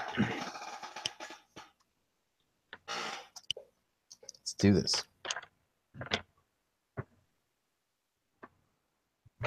In a 1, a 2, a 3, and all right. Welcome back to the Film Script Discussion, Season 3, Episode 4, Part 6. Or as they do in China, this is 6, which nobody bothered to tell me when I got there, and people would look at me like I was the dumbest person they'd ever met when I didn't understand that this meant 6, because they don't know that other people don't do that. Yeah. This is 6. What is wrong with you? 6. Liu Kuai, Yeah. Liu Kuai. Yeah. 6 bunnies. In Ethiopia, this means come here. You know. Mm-hmm. We usually say like this, right? Yeah. Like come here. No, it's like this. And like higher too. So the first couple times someone did that to me, I'm like, what are you doing? Hi? Is that a hi? Is that what Yeah, that is? like I'm like, I don't know what that means. Is that a virtual fist bump? I mean, yeah. And right. And a sudden intake of breath means yes. Interesting. Yes, Well, it's like when I realized that people from India, they nod like this. This is a nod in India, which is very weird to me. I was like, but if you think about it, nodding is so arbitrary. There's nothing about it that, right. Nodding and shaking your head have no inherent meaning. Exactly. Yeah. It's all cultural. Beckoning, I get. Like beckoning, like it's pretty hard to get away from that. This means this means come here. Yeah. That's, Anyway, speaking of cultural differences, okay, so we have the conversation between Mablung and Translated Dwarf, who is going to have to become an important part of Dwarvish culture. He's going to get promoted to like the ambassador to Menegroth. Yep. Like that's going to be the only way that this works. Yeah, he has to have a role later, or else this is silly. So, because we're spending a fair amount of time with him. Yes. And obviously he was interested in elves enough to learn their languages. So he already had an outward-looking view that was probably different than some of his fellow dwarves who didn't care. Yeah. All right. So he's probably going to be the one who adopts Dairon's runes. Okay, that could be good. Yeah. Okay. Speaking of whom, we should probably have a scene back in Doriath at some point. Yeah. Because we have the scene there, we have the scene in Angband, so we need to go back to Doriath for a minute. Okay. And check in on what they're doing there. The scene where Beleg reports in, that's also in Act 1, correct? Right now, yes. Okay. So they need to be discussing what they're going to do about it. Yeah. This should be the new threat, and that should be a pretty serious cause for concern. The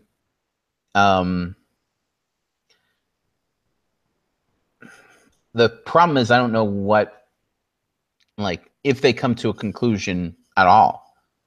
Like, what kind of ideas do the Sindar have as to what to do about this?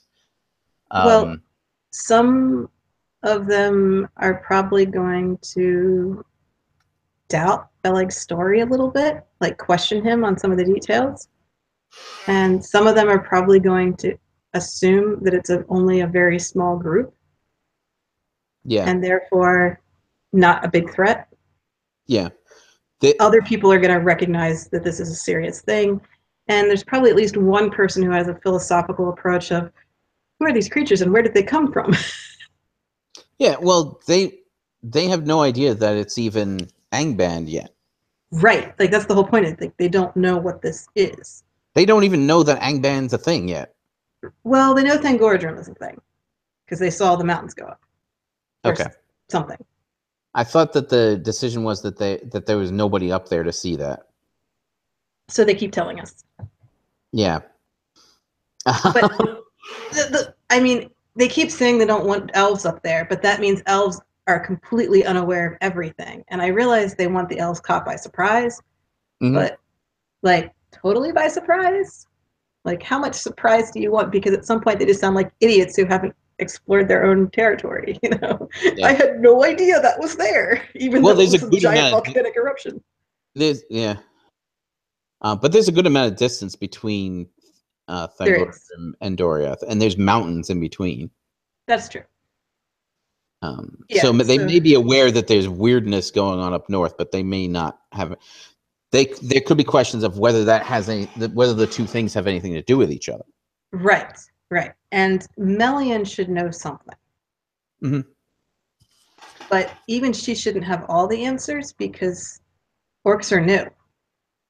Like, there's no reason she would recognize an orc for what it is.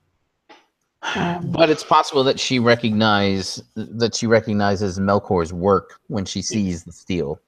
Yep. And that's what I would expect her to be like, oh, this is bad. Yeah. So yeah, I would expect to have Melian have a strong reaction to seeing the weapon. Yeah. And everyone else is talking about the orcs. And she's like, oh, I don't think the orcs are our big problem right now. Yeah. Yeah. All right. So that's the resolution to this. I think that's the resolution to the conversation. Then is that there are people who are saying, "Look, this is not a big deal." You know, he ran into several monsters who happen to know how to make some pretty nasty weapons. Big deal.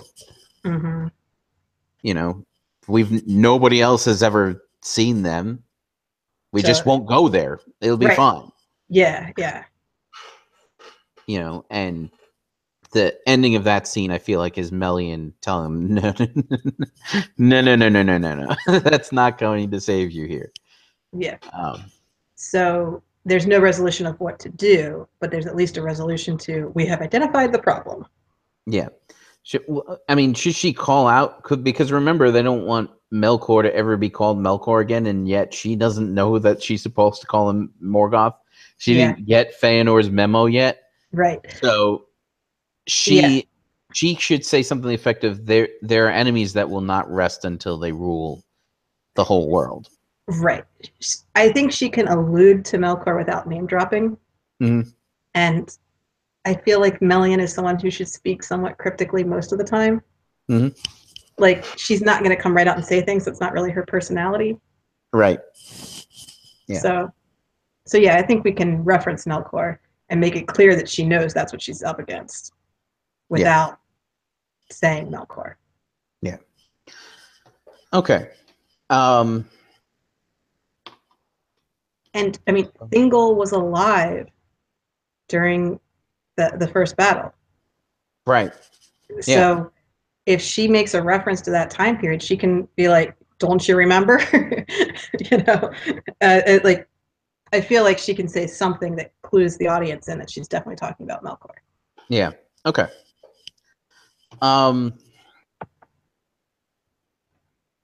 So from there,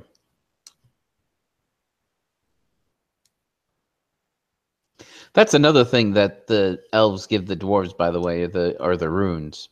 Yes.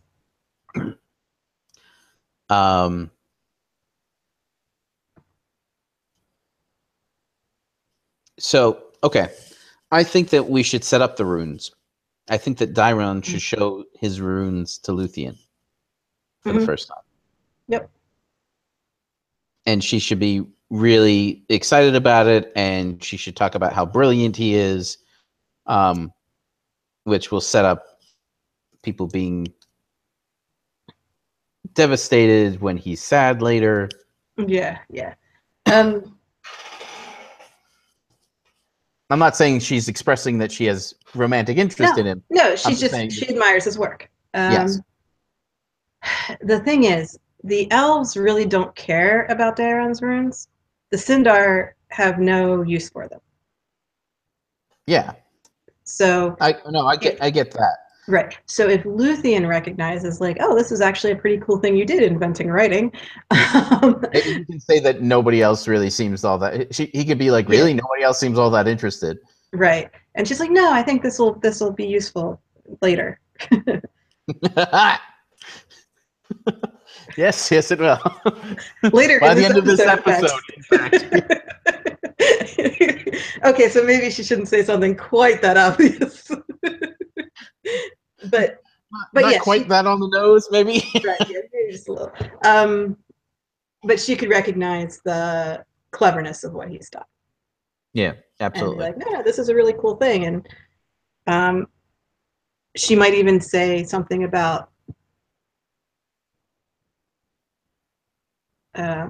how he could use it to like make a record of his music or something. Mm-hmm.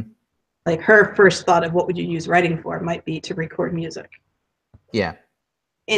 Which would be an unusual thing to invent writing for. Mm-hmm. But considering it's Luthien and Daeron talking about it, that seems like a direction their conversation would go. Yeah. Okay. So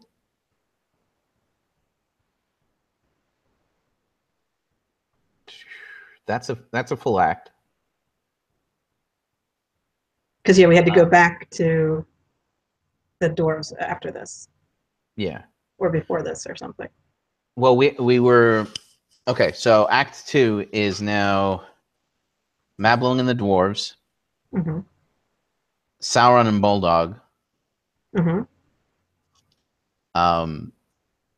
The Council of What to Do About Orcs, right, and Daeron, Luthien, and Runes. And we need to then go back to Mablung to have the territory dispute. Isn't that what the... Oh, yeah. It's two separate scenes. Yeah, no, you're right. It's first contact and territory dispute. Okay, gotcha. Okay. So Act 3 then... is where we put Daeron. It should open with Daeron and Luthien. Yeah. Okay. Because like the pronouncement from Melian definitely seems like a commercial break moment. Mm-hmm. So we'll go back to the territory dispute with Mablung and the dwarves before we come back to Doriath for the What to Do About Orcs conference. Yes, okay. because Mablung's going to be talking about Thingol, so then we go and see what Thingol's up to. Yes, that all works. Okay. So yes, we'll start off Act 3 with Daeron and Luthien and runes, and then Mablung would have left it as, I need to go report back to my leader, you need to report back to your leader, see what we can do here. Yes. Are we going to have the dwarves meet with Thingol in wherever Thingol's hanging out, or is Thingol going to like meet them halfway? They have to agree to meet halfway. Yeah. Because this should be a meeting of equal kings, not a one king going to visit another king's court. Yeah. Yeah. And I think both sides would be pretty conscious of that. Yeah, I agree. So where would they like to meet? Well, I mean, the point where the only common frame of reference they have is the end of this road. Okay. Well, the road is going to Sarnath. What is it? Sarnathrid? Yeah. Which is the ford over the River Gellion. Mm-hmm. Which is going to be where the Green Elves massacre the dwarves later. Yes. So that's a insignificant location in the future. So if the first meeting happened at that ford, yep, that might be good. Mm-hmm. Because then they're building a bridge and not just a road. Yeah. Yeah. Well, it's a ford. It's not a bridge. Okay. But the conceptual bridge of I'm on my side, you're on your side. Let's meet. That's what's happening here. Yeah. Well, not only, but if you're coming up to a ford, you still build a bridge over it if you're building a road, because you don't go from a Yeah. road to walking through water. Like, Yeah, just it's not a very high bridge, but you know. Okay. the point being that might be a good place to have the meeting. Yeah. No, I like it. And so that meeting is going to happen in Act 4. That meeting is going to happen in Act 4. Yes. Okay. I think that's what we're aiming towards right now. All right. So then in Act 3, we would need to do the Thurin-Wethel thing. Mm-hmm. Where Thurin-Wethel goes back to Sauron. to Sauron and Angband. Mm-hmm.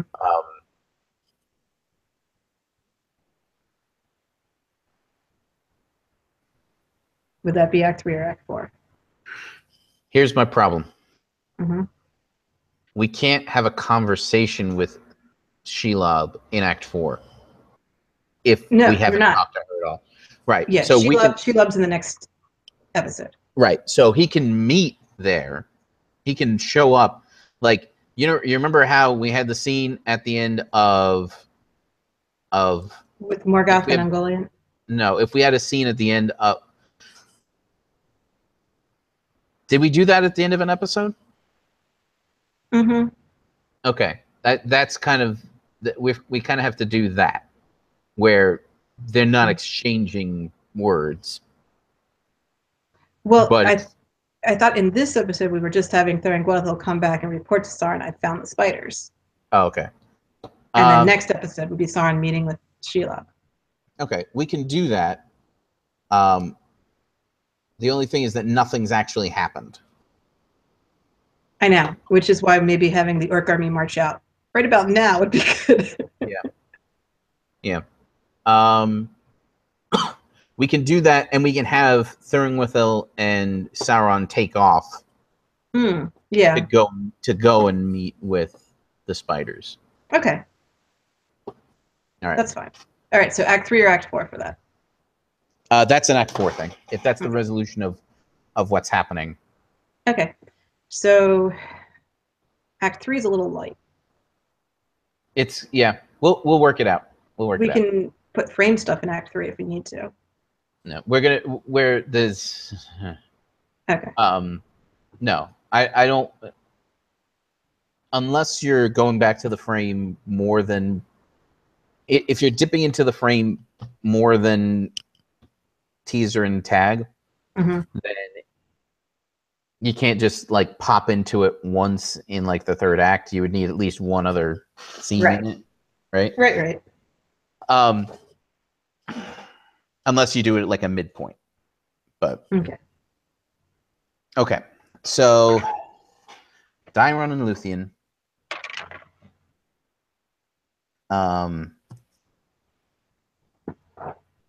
We have Thurin-Wethel reporting to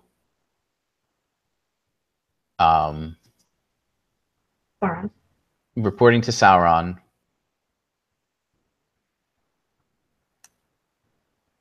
Okay. Then, well, actually, no, we're fine. We're fine. Because we have to get the conversation.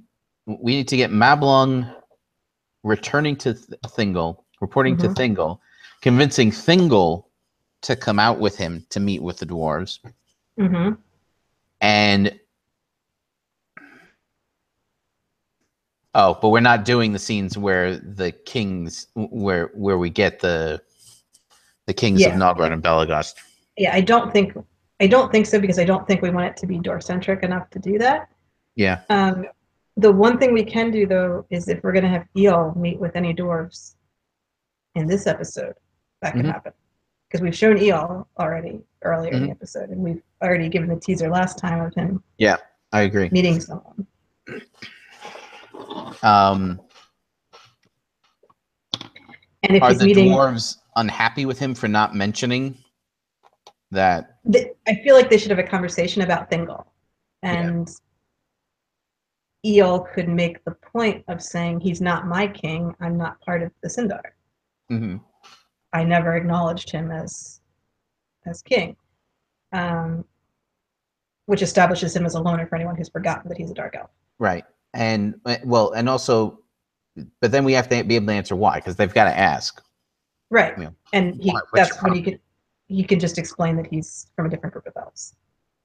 Well, he could do that, but that's not really, that's weak. Okay. He's got to have a legitimate reason for not being willing to acknowledge Thingol as king, unless it's just, I don't acknowledge anybody as my king. I kind of feel like Eel's the I don't acknowledge anyone type. Yeah. So I kind of just figured that was his only excuse. Yeah. At this point, his only grief with Thingol is Thingol won't let him live in Nan Almo. Yeah. But that's kind of not a reason to have a huge grief. Is that getting resolved in the next episode? Because he's got to be able to make Anglakal first. Yeah, I forget when we're actually resolving it. Menegroth is the next episode. Right. I don't feel like Eel gets Nan Almo in there. But maybe. I forget. But we don't need to do it now, though. No, definitely not now. Not in this episode. Okay. But we can have him meeting with Telkar and discussing Thingol and the King of Nogrod. Mm-hmm. That's how we can get the King of Nogrod's utter lack of interest perspective. In meeting. Yeah, because Telkar's from Nogrod would know. Yeah. Yeah. Okay. So does Telkar live alone? Or does Telkar live at Nogrod? Because if we're going to go to Nogrod if he lives there. Yeah. Or she, or whatever is happening there. Oh yeah, that's right. There is a potential of making Telkar she. Which I don't have a problem with. That particular, because I don't think it's ever actually strictly said, and that's not something that bothers me. For the people I think there was someone who's pointing out that it might be a masculine name. I don't know anything about Dwarvish names really to know if Telkar would come across as particularly masculine. But Tolkien obviously only ever named one female dwarf, so it's really hard to say in his world what that would be. And he named her Dis, which is very close to meme. So, like, it's a single syllable. It's a monosyllabic 3-letter word with the same vowel sound in it. So, but regardless, is Telkar going to live somewhere else? It's possible that Telkar has a dwelling that's not in the kingdom itself, but like in the mountains there, like their own private area and forge and everything, and Eol could visit there. Yeah. The reason I say this is because Telkar is of Nogrod. Yeah. But the one big deal item that Telkar made in the First Age was, 3 items, but the one main one is the dragon helm. Yes. Telkar is the one who made the dragon helm, which is huge. Yeah, it's the dragon helm of Dorlumen. Not Angrist. Is it Angrist? Yeah, Angrist and Narsil. Yeah. So the 2 weapons are going to be kind of significant, but not. But we don't know how they got from Telkar to anybody else. Yeah. The dragon helm, we know its history, and it goes through Azagal, king of Belagast, who gives it to Maedhros, who gives it to Fingon, who gives it to Hurin, who gives it to. Could Telkar be working on the dragon helm in this episode then, maybe? Yeah, I mean, either the dragon helm or a sword would make sense, right? Yeah. Yeah. Well, I don't want to tip off the Narsil thing. No, not that sword necessarily, but a sword. Well, even if he was making a sword, she was making a sword, it's going to, like, anybody who knows the history of Narsil is going to be like, oh, they're making, like. Yeah, Narsil should be made after the rising of the sun and the moon, so not in this season. Yes, I agree. So, Telkar should still be a character early in season 4. I agree. And that's when Narsil can get made. So yeah, so right now Dragonhelm could be happening, although to point out there are no dragons yet. Oh yeah. Good point. And there probably won't be in Telkar's lifetime if we have Telkar this early in the show. Telkar should be a much later dwarf. We're bumping Telkar's. Unless Telkar is super old at the time the Dragon Helm is made, like which is also possible. Like 250, 300 years old. Yeah. I mean, we could do that as well. But the point is, we can have Telkar making armor and weapons. I mean, that's the thing Telkar would be doing. And Telkar could be a very young dwarf at this point, working under a master craftsman still. Gotcha. Okay. But Ael could be visiting this small little enclave. Yes. That's like next door to Nogrod or something. I don't know. Yeah. That's in the same mountain range. It could be on Mount Dulmid. Yeah. Mount Dulmid is right next to Nogrod, and it's like the only named mountain in that range, so it's probably pretty special to the dwarves. So it's probably dwarves who live on Mount Dulmid. Well, for a forge, you need something to burn, so it's possible. Well, although you don't burn wood generally. Well, charcoal, which is yeah. Well, that's what I'm saying. Like I kind of thought through the the progression in my brain as I went down the line. Yeah, but you need wood. So yeah, so maybe it's because it's outside. It's outside for that reason. Yeah, that it's near a forest or something. Yeah. Okay. So not to mention, despite what a lot of movies seem to think, smoke in an enclosed space underground, not the best idea ever. Right. So having like an outdoor forge area makes sense too. Okay. So Ael can visit Telkar's little mini enclave next door to Nogrod, and they can discuss Thingol and the King of Nogrod and politics there. And we can see that Ael is learning what the dwarves learn. Yeah. Okay. Maybe both Ael and Telkar are like apprentices to some master dwarf craftsman type. Yeah. Yeah, I agree. That makes sense. Okay. But then we're introducing a well, but he's not an important character. It's fine. He's not important to the plot. Gotcha. No. Okay. Yeah, the point is we'll meet Telkar as the significant dwarf in that setting, but there'll be other dwarves there. Yeah. All right. That's fine. So Telkar's the one who talks to Ael, whatever.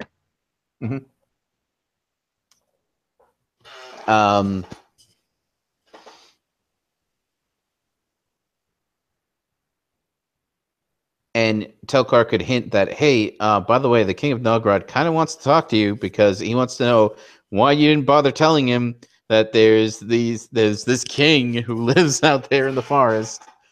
Right. And if Ael's going to pass on the news to the dwarves that Doriath woods are a renewable resource and the trees grow back there, then this would be the conversation where it could happen. Yeah. Yeah. It could even come up if that applies to Nan Elmoth as well. That could be part of Ael's interest in moving to Nan Elmoth. Yeah. So that's his own reason. Because we haven't really established why he wants to be there, other than he's going to like the it's dark. The whole, it's like the proto-girdle, whatever Bellion had up around Nan Elmoth's protection is still there. So he likes the protection. Yes. Like, that's true, but I don't know that we've had an opportunity to say that, and we haven't shown it, so it's... Gotcha. Well, we kind of showed it in season 2. We did, but to establish why Ael in particular wants that forest in particular, it's going to be a little hard to remind people of that detail. All right. Well, let's take a break real quick. If you're watching this live, hang on for a minute. We'll be right back. If you're watching this on YouTube in the future, definitely like and share the videos if you like and want to share them. If you haven't yet, feel free to subscribe. Check out the links below for all the information on the Film Project, Signum University, Mythgard Academy, and all that good stuff. So we'll be back in a minute. I need more water. I'm out. Yeah. Hang on. Be right back. Mhm.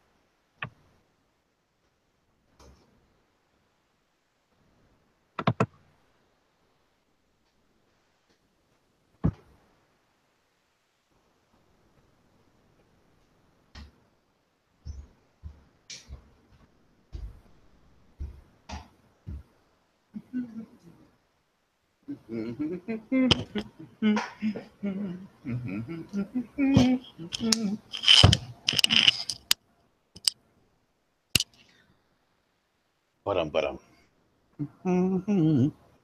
Ba-dum. Mana.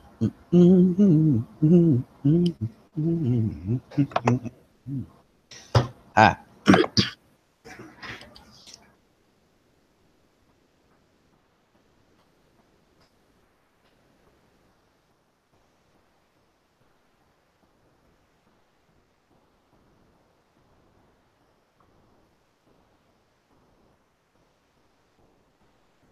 Okay. Excuse me. Sorry.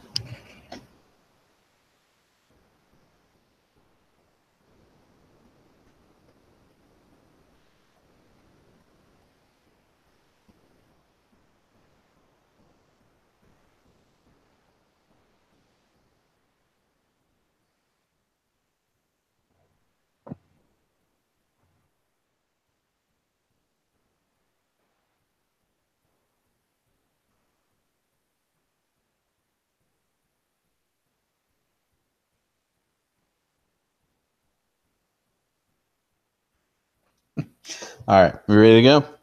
Mm-hmm. All right.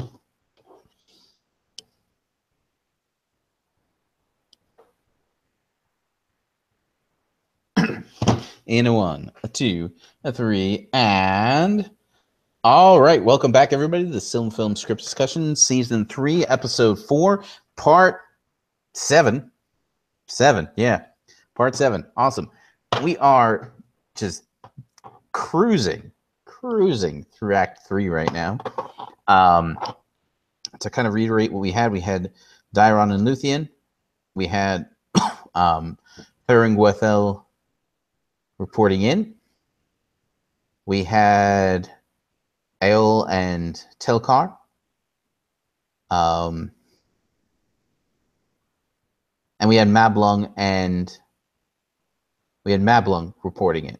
To Thingle, yes. To Thingle. Okay. See, told you Act 3 was going to be just fine. Now we got to do Act 4. Yeah. Haha. So Act 4. Here's where it's going to get interesting. So,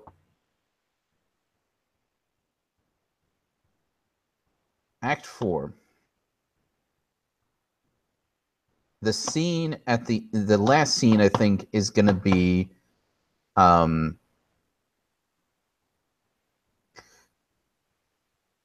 last scene is going to be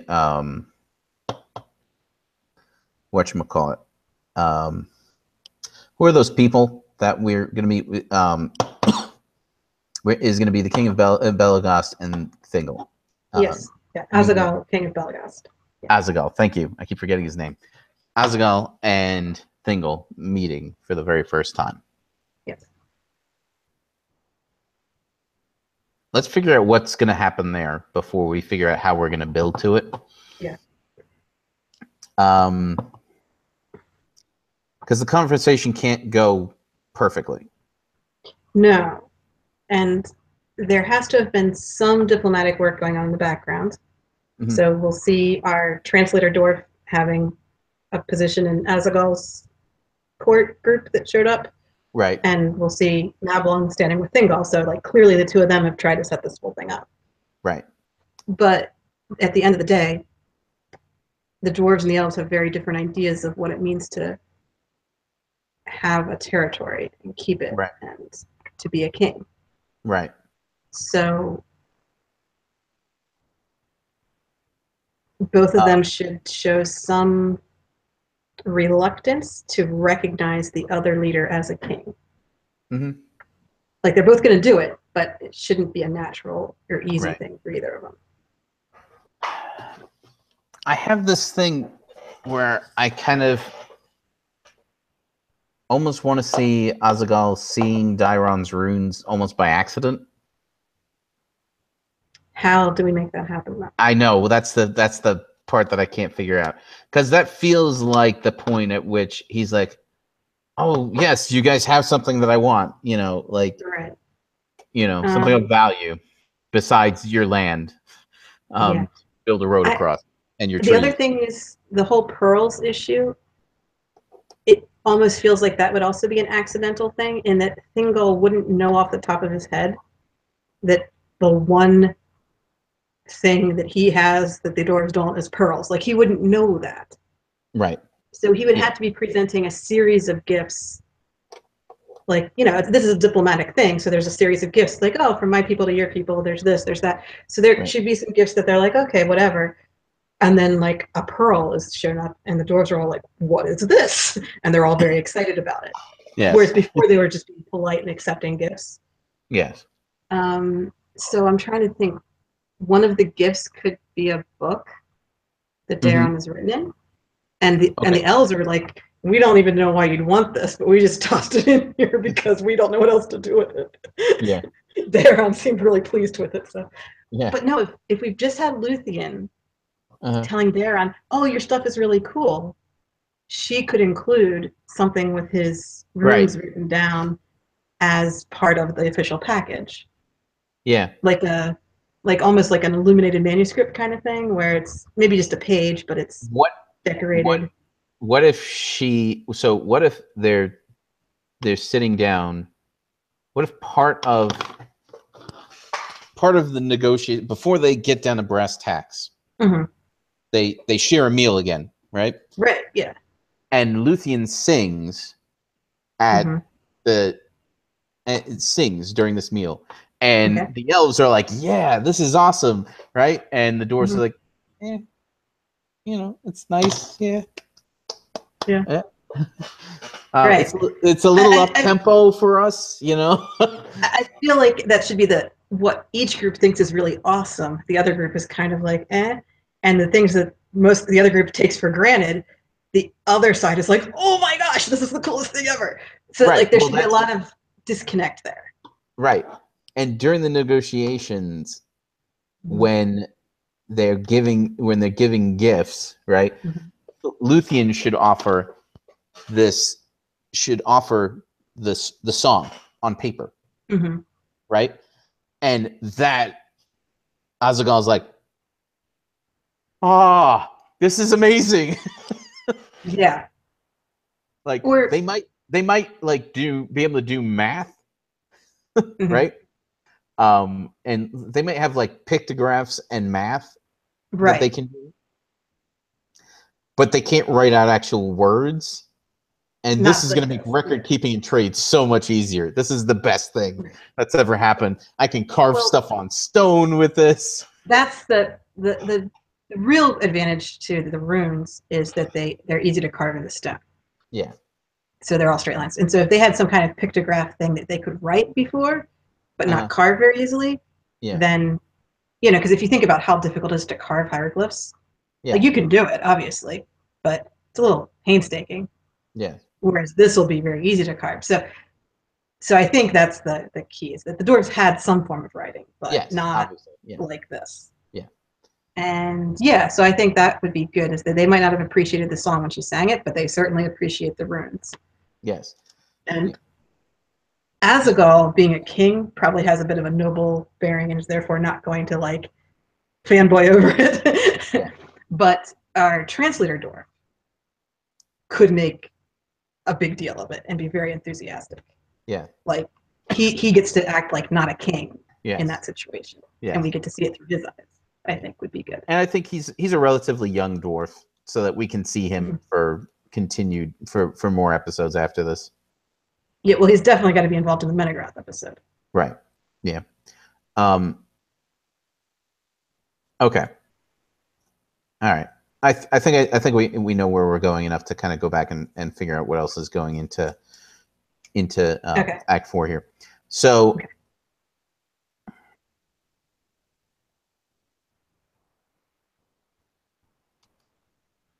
Who gets there first? Hmm.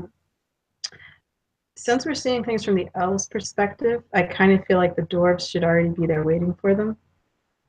Mm-hmm. So like the elves come up and see the dwarves already set up. Yeah.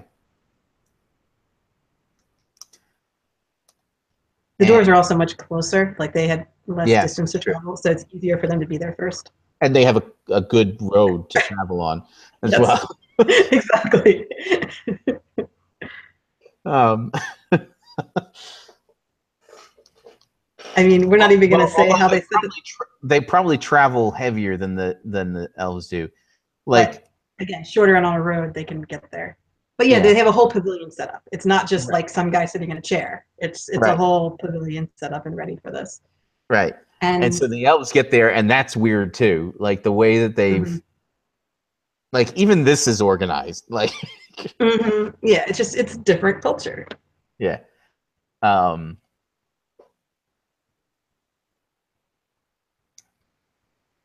And there's really no way to set a time for a meeting like this because there's no sun and moon oh yet. yeah, yeah, yeah, yeah. So the only way to have coordinated it would have been to have dwarves and elves traveling back and forth and being like, yeah, are you guys on the way? Yeah, we're on the way. Okay. Yeah. You're still coming? Yes, we're still coming.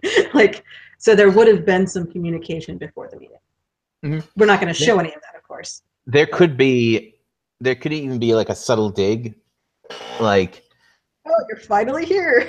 well, it's Thingel could say something to the effect of, "Oh, I hope you haven't been waiting long," which would, like, it would never occur to the elves that it would be a big deal to have somebody waiting long anyway. And the dwarves could say something to the effect of like, "Well, we've kind of come to expect that of the elves that we've met, that they're never on time." Not once in the history of elves have the elves ever been on time for anything. So, we just kind of expected that was going to happen. Yeah. Well, there's also a power dynamic there in that the last person to arrive, once they're there, things can begin. Mm-hmm. So they're kind of the most important person. Yeah. So it's possible that the dwarves see Thingol's late arrival as an attempt to make himself the most important person. Right. Well, so that so that kind of dig would be a way of like to compensate for that. Right. So if we wanted to, we could have heard the dwarves at some point. Nah, we don't have to. We can just leave the dig in and speak for itself. But there could be a reason they're trying to call him out on it. Diplomatically. I mean. Yeah. Okay. So. All right. So there's a meal. Oh wait, sorry. So there's the first scene is going to be the arrival. Right. Right. We can go directly from that into the meal. That's okay. Yes. We don't have to. There's no time in between. There's nothing happening like that. Yeah, it goes into so that can be the very next scene. We have the scene. We have the Angband scene with the orcs marching out. We hope this time maybe Hakan. And Thurng with Wethel and Sauron taking off. And then we have the final negotiation scene where they get down to brass tacks and they start talking business and they're figuring out how are we possibly going to get along? Because Thingol can see the road, and I'm not sure how thrilled he is with the idea of one of these things going through his forest. Right. You know. And if you look at the the Valerian map, that dwarf road doesn't really keep going on the map. It gets to that ford, and then it stops being a road. So it's quite possible that the result of this negotiation is, yes, that road is lovely and it's fine, but it stops here, no further. No farther. Yeah, I mean, that's possible that's part of what they agree to at this point. It's fine that you build a road, but could you stop? And if the dwarves were only trying to get down to the trees in that region of Assyrian, then they don't care. They don't need to keep going. Yeah. Okay. It's funny because on the map it doesn't show that there's forest there, but obviously we know that there is because the green elves live there. Yeah. That's Assyrian is very much forested. Right. He just didn't bother to draw it on the map. Yeah. Because you see the southernmost river of Assyrian is where Tolgalen is, and that's where Bran and Luthien are going to go live. Yeah. Okay. So he tells them, "Look, you can gather trees here. That's fine." What's his concession though? Because if they have to stop building the road, he has to give something up. Well, he could admit that the mountains aren't part of his territory. Yeah. Not just where their cities are, but the whole mountain range. Right. Well, they could start off with the idea of, you people have no business being anywhere I can see. Right. This road, no, none of it. It's not okay that this is here. You can't use this. He could start out that way. He could claim that his kingdom extends to the foot of the mountains. And they get him to concede at least to the river. That they can use the land at least to the river. Okay. Yeah, he can grant them an easement or something. Yeah. Because I feel like Thingol's not going to give up that territory. Assyrian is something he considers his. Yeah. And same with Thergelion. He only gives up those lands after the orcs come in and he can't defend them. Yeah. Okay. So at this point, he's trying to establish that all of Beleriand is his. Yes.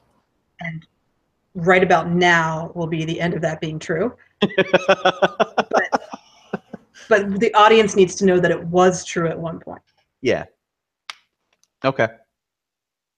But yeah, so he gives them easement to use the land up to the river as resources as they need, and at least the land between, maybe even just the land between the two trees, between the two rivers where the road is.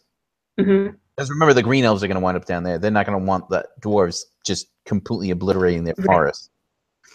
I know. That's going to be an issue of contention in the next episode after Menegroth is when the green elves show up. They're like, no, we don't want dwarves chopping down trees here. There's So they have also to the kind of issue. renegotiate. Yeah, there's also the issue of aren't those trees also going to be a problem? Like those trees aren't going to grow back either. Right. So maybe he has Which to, might explain why the green elves are so upset about it. yeah. So maybe he has to agree to bring them lumber. I mean, I don't know. It does sound like It sounds very one-sided. What this agreement that's coming down here? yeah. Well, Thingol is looking at the court of Belagast, essentially, which means all the dwarves are going to be outfitted in their ceremonial armor, essentially. Gotcha. Okay, yeah. So he's looking at this and noticing, oh, hey, you guys have got this weapons and armor thing figured out. You know, it's obvious just by looking at them. Mm-hmm. So Thingol's going to want what they have. Right. So he has to be willing to. Got to be aware of the fact that if they wanted to move forward, they could. Right. So he has to realize he's not exactly negotiating from a place of strength here. Right. Yeah. So he's going to have to offer some concessions. Right. So perhaps we can provide you lumber if you can provide us other supplies that we need, you know. Yeah. Like that really cool armor. Yeah. Like that apparently impenetrable armor that you're wearing right there. Yeah. Sign me up for some of that. Yeah. So I definitely want to be wearing it, that whole thing if I ever go into a battle. Yeah. This issue with this is, do we really want the king of the elves to say, sure, we'll chop down trees and transport them to you? Does that sound like a thing that they would do? Like allowing the dwarves to have the land? It's not like having. It's not like. It's not D&D magic that's allowing the trees to grow. He can't just teach them the spell. Right. Okay. And you can't see, unless the elves are able to grow trees. Unless he leaves elves there who can keep the trees growing. Okay. That might be a possibility. All right. So what Thingol is willing to grant is that the dwarves have use of the land up to the River Gellion. Yes. In the particular area where the road. No, the whole thing. I think he should grant them a significant amount of it because he doesn't need that land right now. Yeah. So if he wants something from the dwarves, he should be willing to be generous with granting them use of land. Okay. As soon as the green elves come in, that's going to be a contentious issue. Right. And he probably shouldn't have given it away. Like he's not giving it to the dwarves to be part of their kingdom. He's just saying, I give you free use of this area. You know, since we're such good friends here, you're free to be in this part of my kingdom, and my people don't come over here anyway, so it's all good. To which Azaghal is going to be like, yeah, that's fantastic. We're going to run into the same problem like next week. You know, like that's not super helpful there, Thingol. Appreciate it lots, but no. Yeah. Which we were going to do that anyway. Right. So you're saying if he's going to offer to leave some elves there to help with the tree growing process, that could interest the dwarves because that's something they can't do. Yeah. So that's possible. Okay. So he tells them, look, we can bring seed, we can bring trees out from Doriath that will grow. Yeah. And we can make the forest grow. Yeah. We got you. It's okay. Right. So that no more road. Yeah. You don't continue building the road. You don't come out and murder us, and we grow more trees for you. Right. Which that sounds more like a deal that everyone's going to be more okay with. Yeah. And by the way, also pearls and words. So here you go. Yeah. I feel like the pearls and the runes are an accident, though. Like, Thingol Yes. didn't know he was holding on to something that was going to be awesome. Yes. And, Yeah. like, there happens to be a pearl necklace in the stuff that he hands over as treasures, but it's not like the only thing in there was a pearl necklace. Yeah. And it wasn't It's like, like there was here's a like wooden carved things that the yeah. dwarves don't care about. And like Right. There should and be like a collection of things, and one of them is a pearl bracelet or necklace or yeah. something, Yeah. which the doors are all like, ooh, we care about this, and kind of didn't really care about the rest. Right. Yeah. Um, I don't know. Where does amber show up? Where? Yeah, where do you get amber? Amber is from forests. It's from fossilized forests. Right. But my point is, like, where do you, like, do you dig it up? Or Generally, yeah. I mean, okay. There's fossilized amber, yeah. but I feel like you can get like crystallized tree Jeez. sap that will. It's not the same level. It's not even Right. close. But you don't have to dig it up. Right. I'm trying to figure out what other gems the elves would even have at this point, because they don't dig stuff up very much. So they have pearls. Could they also Turquoise. have amber? They could have amber. Okay. But turquoise usually don't have Yes. to dig for turquoise. Good. Okay. So if they have turquoise and amber and pearls, it's like a selection. And like you said, the dwarves probably wouldn't be all that impressed with their amber. Mm-hmm. And they might not care about the turquoise, but the pearls would be like, ooh, okay. So like that would. Oh, I'm sorry. I'm lying. There's not fossilized amber. There's not a difference between fossilized amber and regular amber because amber is literally fossilized tree resin. So I'm lying. Okay. It is extracted. It is mined. Okay. So you basically it's usually find it in like the same places you would find coal, I imagine, because forests. Yeah, yeah. Well, I know it's in the. I know they have it in the Baltic, and I know they have it in like Poland and places like that. Yeah, yeah. Well, there used to be like that used to be like all pine forests. Is Yeah, yeah, yeah. the reason why that. Yeah. Um, Okay. So that is probably not something that they're going to have okay. a tremendous amount of access to. How far are they from where the lamps fell? Oh. Because there would have been a ton of like fossilized coal and amber Yeah. left over from that. I think we were gonna say that one of the lamps was maybe near where the elves started at Quevienen. Okay. Like that lake there that they're on might have Okay. been related to the fall of a lamp. Yeah. So the dwarves already know about amber. They already can get it. Yeah. It would be like a semi-precious stone. Yeah. Well, that's the thing. I was trying to pick something that wasn't like super impressive, but maybe easy to get. But No, apparently you do have to dig it up. okay. Well, other than pearls, then I don't really know what the elves would have, other than their own handicraft stuff, like you said, Yeah. carved wood stuff. Yeah, and well, I mean, Ivory. like ironwood, ivory. Yeah. Okay. Maybe something made out of ivory. Stuff from like deer antlers and stuff like that as well. Yeah, or whatever. Yeah, I mean, yeah, okay, they're not going to have elephant tusks, yeah. But, Teeth. yeah, well, I mean, whalebone, I don't know, whatever. Enamel. The point being, we Yeah. can give them some crafts that aren't just blocks of wood. Yes, absolutely. So yeah, so they have ivory and pearls and things. And Okay. I don't know.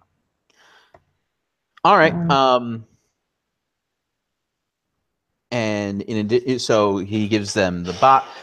This should be like an escalation of, hey, we're going to give you stuff that will keep you from invading our land, essentially, because that's what this is. Like that, It is, but in it's being diplomatic terms, portrayed differently, but this is the reality of the situation: is that if the dwarves wanted to, they could just mow their way in, and there would be pretty little the elves could do about it right away.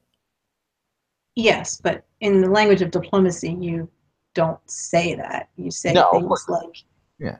that these are gifts of goodwill between our peoples, and this is, to represent the That you're craft. respecting the boundary of our land, and Well, no, I mean, you don't even say that. You just say it as, the high esteem we have for you, and we're such good friends here, and it's the gift giving is separate from the yes, negotiations, although yes, clearly it's part of it. yes. What do the dwarves give them, do you think? Well, hopefully something in the lines of armor or weapons. But on the other hand, why would you give weapons to someone who might be your enemy tomorrow? Yeah. Like I'm that's thinking maybe like some steel knives probably wouldn't be the world's worst idea. yeah. That's something, that steel knives or cookware or something like that would, like, that's stuff that you would do in that situation. Yep. Because you essentially have like an Iron Age civilization coming into contact with like like a Neolithic civilization almost. Yeah, I don't Um, I don't know if the elves are supposed to be Bronze Age here or what. they're like pre-Bronze Age, but Yeah. I mean, everything they make is awesome, But right? it's wood. But it's wood and stone and bone and like Yeah. yeah. Yeah. So Um, yeah, because I mean I know they didn't really want the Sindar to have metal yeah, because if much. they did, why wouldn't they use it? Yeah. You know? So yes, definitely if the dwarves have some metal work that they can hand over, that would be impressive and good. But yeah, like you said, not weapons, just Yeah. Well, I useful mean, things. Well, knives knives. maybe. Yeah, knives aren't too bad. Um, and so on. So you get this gift giving, um, Followed by the negotiations. followed by the negotiations, which Thingle's got to realize that he's not, he's kind of out of his league here. Mm-hmm. So he's basically going to cede them lumber rights to the area east of the river. Mm-hmm. They tell him, no, that's not gonna cut it, dude. Like, Mm-hmm. we were totally going to do that no matter what you said. um Yeah. so the question is, how do we get to how do we get there without Thingol looking too weak? Like, does somebody else Mm-hmm. step in and say this? Yeah. So my one question would be: is Azaghal speaking Sindarin, or is he speaking through the interpreter? I think he's probably speaking through the interpreter, Yeah, to give the interpreter more to do. it does, and it shows that the king of the dwarves hasn't necessarily spent time learning the language of the elves yet. Yeah. Um, so Like, there can be, like, when we write the Kudzil mhm, dialogue, it can sound way more threatening than what the the interpreter. translator is actually saying. Yeah, like things, and I kind of was going for that. What gets lost in translation here? Yeah. Because if you're speaking through an interpreter, then you're limited by what the interpreter is able to express. Right. Yeah. It's not necessarily what you said. Or willing to express also is another Yeah, thing. because he's talking to a foreign king, which means Yeah. he's going to naturally be more respectful than the fellow king would be. Yeah. Not to mention, talking to his boss essentially is another. Yeah, right. So like the interpreter might make sure that things stay polite, even if the kings aren't putting a lot of effort into staying polite. Yeah. Yeah. Yeah. Um. So where does the idea of the reseeding of trees come from? Does it come from Thingle? Does he come up with that on his own, or does somebody else suggest it? Um, if the dwarves are going to complain and say lumber rights isn't sufficient because, we'll always need more trees, and once we cut them down, they're gone, like, the dwarves should complain about that. Yeah. And Thing will be like, oh, well, I can help you with that. If that's your problem, I'll just send some elves over there. We'll get your trees fixed up. No big deal. Yeah. So, is it no big deal, though? Like, he's going to ask a bunch of his people to pack up and move. Yeah. But he's the king. I think he's allowed to do that. Okay. I mean, he could just ask for volunteers of who wants to move to Assyrians, but I think essentially he can say, yeah, that's a thing we can do.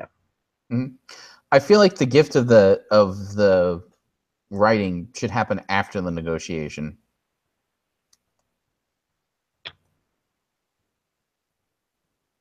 Because it makes it a bigger deal. It does. I'm just trying to think. If walks up afterwards, after they've come to their agreement, and is like, oh, by the way, here. Okay, yeah. Okay, so it's a personal gift from Luthien rather than a part of the official gift giving. Right. Yeah. Now, so we know that Thingol's going to be a tad bit possessive of his daughter in the future. Are we showing him bringing her to this meeting as him being must lock my daughter in a tower? This is pre-lock my daughter in the tower thing. The world isn't as dangerous as it's going to be. The world is going to be much more dangerous pretty soon. Okay, so yeah, I was just say because if Luthien is here and like chatting it up with dwarf embassy, ambassadors, then that's different than what we're going to see later. I think that we can show kind of a descent into that. Okay. Like we can, because the world's gonna, like I said, the world's gonna get more dangerous. Yeah, and I'm fine with her being here. It's just it does seem out of character for Thingol to allow it. Yeah, I have a feeling that there's going to be questions about that particular thing. So. Right, based on his later character, it's suspicious. But again, he can start here and change. That's fine. Yeah, I agree. Well, just like he didn't always not listen to Melian, otherwise she would not have married him. Right. Yeah. Yeah. Yeah. Okay. So Act 4 then is meeting, meal, check in with Angband, gift giving, negotiations, Luthien giving a private gift of the runes. Yeah. It goes over unexpectedly well. Yeah. So we end on a positive note with the elf-dwarf relationship. We go to, so for the tag, we go back to the frame. Yep. Maybe we have, so we would have had to have had the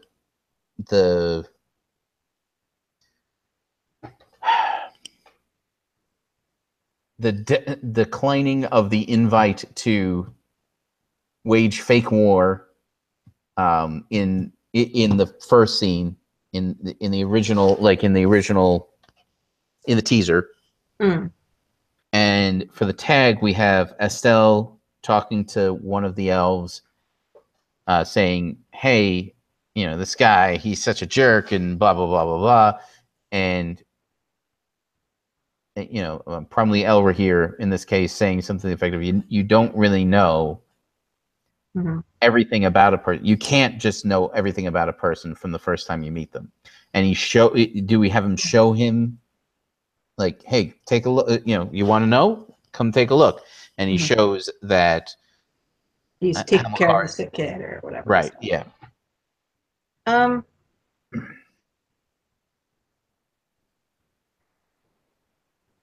Yeah, I think that works because it doesn't show Estelle and Hamilcar ending the episode being the best of friends, which we didn't want.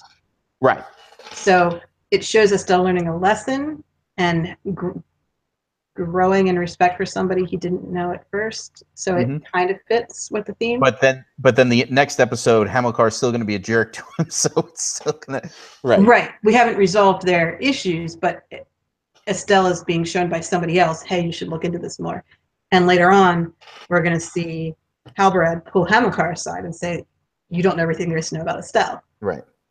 and there's a reason this is happening the way it is, and it's time you should know what's going on here. So I think it's good to parallel that now by having one of the twins pull Estelle aside and be like, look, kid, there's a bigger picture here. Yeah. Okay. All right. Wow. Sounds like an episode.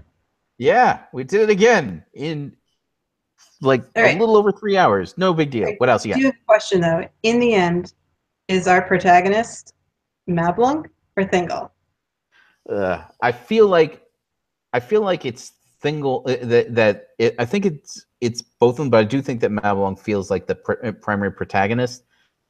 So maybe we have to show at least an interaction between Mablung and Dwarf Interpreter at the end, showing that everything has gone well.